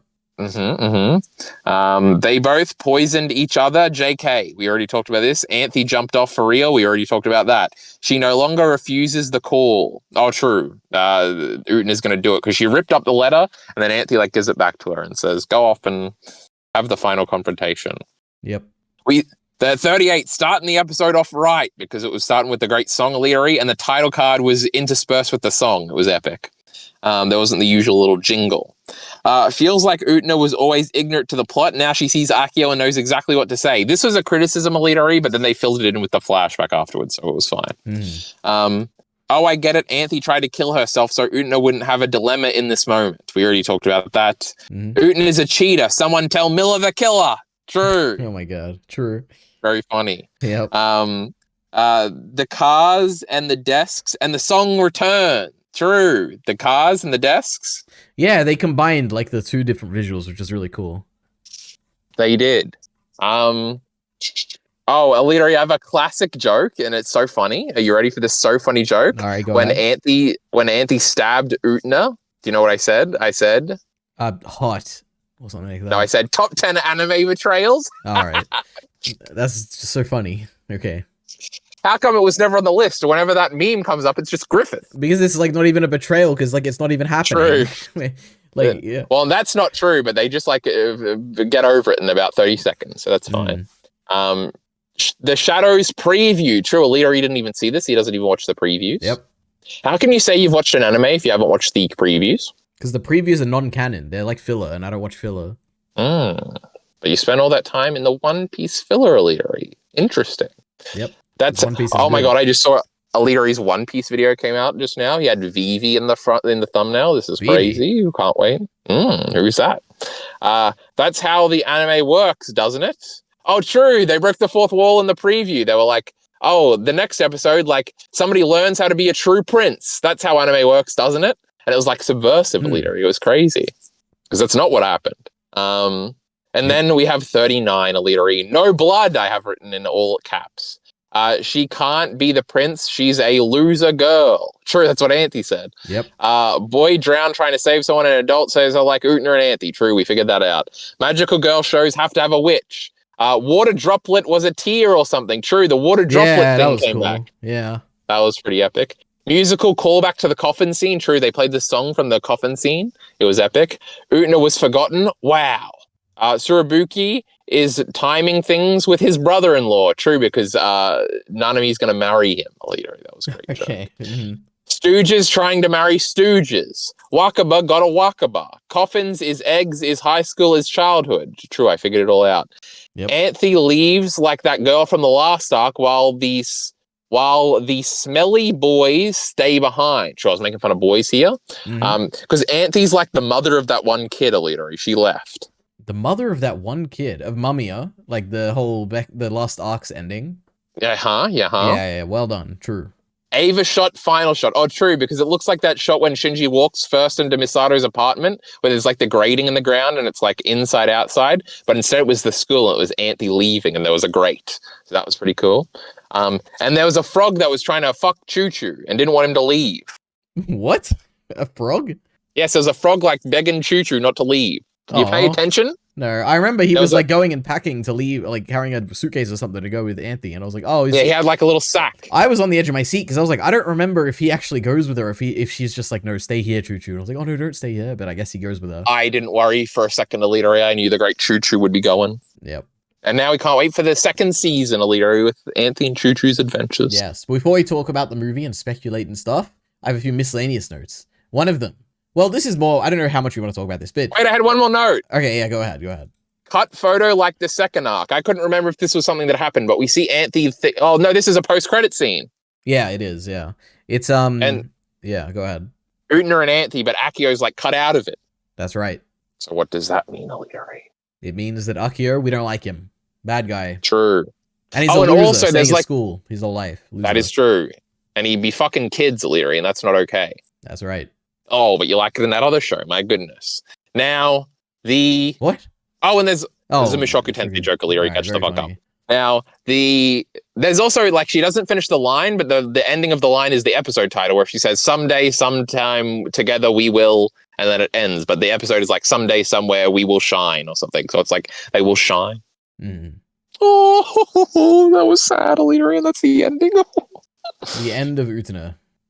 She is now graduated middle school or something, but she'll be in middle school forever because she's a witch in the arena forever, for all time. Oh my God. She's being tortured forever for Auntie's sake. It's or she never existed. All right, so Akio at certain points gets mad at Auntie. There's like one scene where like they have sex and then he gets mad at her and it's like she says good night, big brother, and then he looks angry and goes, "Must you still torture me?"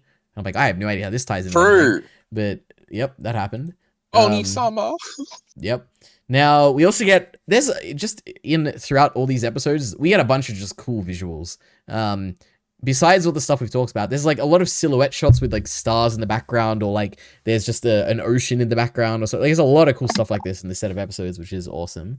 We learned that there is a sister school in Amsterdam, which is like, whoa, oh my God, there's like another, like that probably implies that we're in a country that is bordering we're either in another country or a city bordering Amsterdam or something like that, I'm guessing. No, we're in Japan, Alita, obviously. True, maybe. And it's Amsterdam because Amsterdam is cool and in Europe and 15-year-old girls would like that. Right.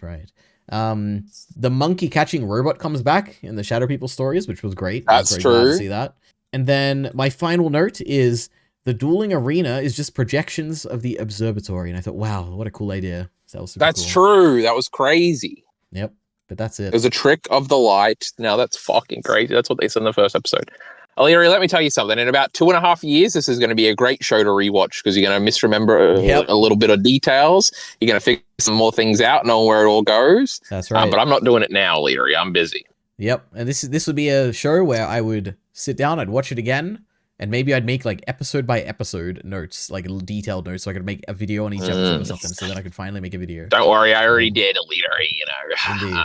All now, right. Are we going to watch the Semblance of Sanity reaction videos after this? Now, that's an interesting question, Aliri. I don't think I've ever watched the Semblance of Sanity reaction video. There are no good reaction videos to Utena purely because they don't show the footage or whatever, or they make it like weird and hard to read. I'm like, I don't like these types of reactions. Show me the footage. I'm here for the footage. I'm not here for you. So yeah. Now, and they're all, just say it, Aliri, it's because it's a bunch of girls reacting. No, that'd be great. I have no issue with watching girls react to stuff. I just show the footage, you know.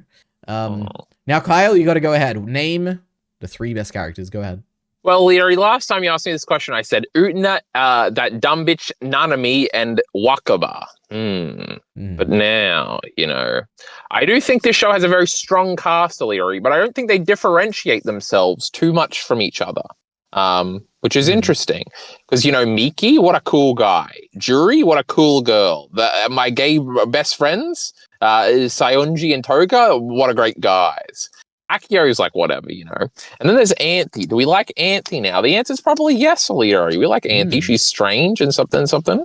But does anything disrupt the main 3? I mean, it depends if we count Choo Choo. You can count him. Choo Choo and Wakaba. You know, that's a difficult matchup. Choo Choo's got to beat Wakaba, right? I could not tell you. That's for you to decide and for you to put out there. You know what you should Wakaba. do? This is your chance. Making a nice unscripted tier list video. Utena characters. There you go. That's like 500 I should definitely do that. Yep. I just should have done that for industry too, Leary. I don't remember if there wasn't any or something, but oh my goodness. I did one for Succession and then I made the thumbnail bad for some reason and it got no views. So you know, sad. But Utena, I can do it, Leary. These are the 3. Utena, Nanami, and then, I don't know, either Wakaba or maybe Akio, I think is kind of interesting. Like all his scenes, I do like all of his scenes. They probably are the best scenes in the show, him and Utena and stuff. No. Well, you don't like the car scenes? You think they're bad? You know, interest in the car scenes? Yeah, but that's cool because everybody else is there. True. So yeah. All right. Anything else? Who else is there? This blue-haired guy. He's my favorite character of all time. Ruka. I do like Kose. She was cool. That is true. Yep. Shiori or whatever. She wasn't cool.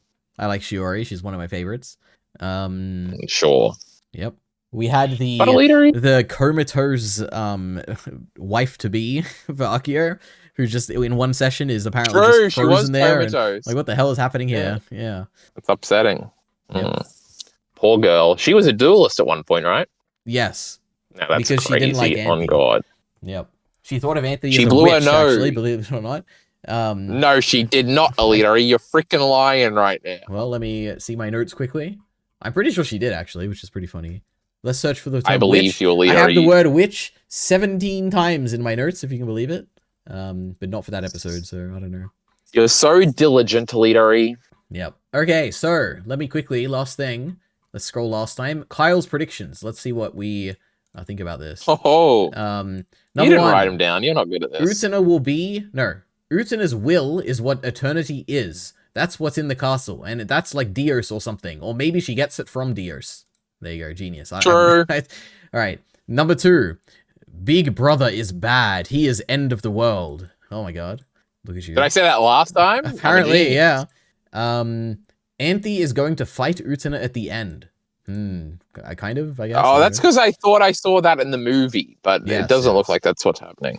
Anthe's brother will be the final bad guy. True. Anthe isn't going to be evil in the end, just a little bit. Same with the brother. It's pretty evil, Leary. And finally, actually, because you changed your mind, you said, actually, the show isn't bold enough to make Anthe evil. It won't happen, actually. So, True. Yep, easy. All right. So did you just handpick me being absolutely right on all of them, or what? Are you trying to be funny? I just wrote down what was written down, so I don't think you were right on all those, but you know, you try your best to interpret it that way. It's going to be fun, Alita, when we do Legend of the Galactic Heroes or whatever, and we're all blind, and truly, you'll just hear what I have to say and think you're being spoiled on the show. I'm so great at predictions. That's right, yep. You know what sucks is that we did that with Pluribus, but then that piece of shit show decided not to answer anything. That's right. Okay, so everyone, we'll see you back here for the movie Adolescence of Utena. How exciting. Where we're truly going to have a discussion where both of us are going to be blind. Oh my god. It's going to be a recap movie, Alita. I don't think so. You know what? I've seen at least one clip from it or one frame, and it did not look like a recap. But I could just be... No, it definitely didn't. It definitely looks different. I know that for sure. But we'll see. Well, I saw Anthe in a different outfit, so... Interesting. Well, I've seen someone else in a different outfit. I saw Utena in a different outfit, too. Interesting. Okay. Well, anyway, thanks for watching, everyone. See you next time, I guess.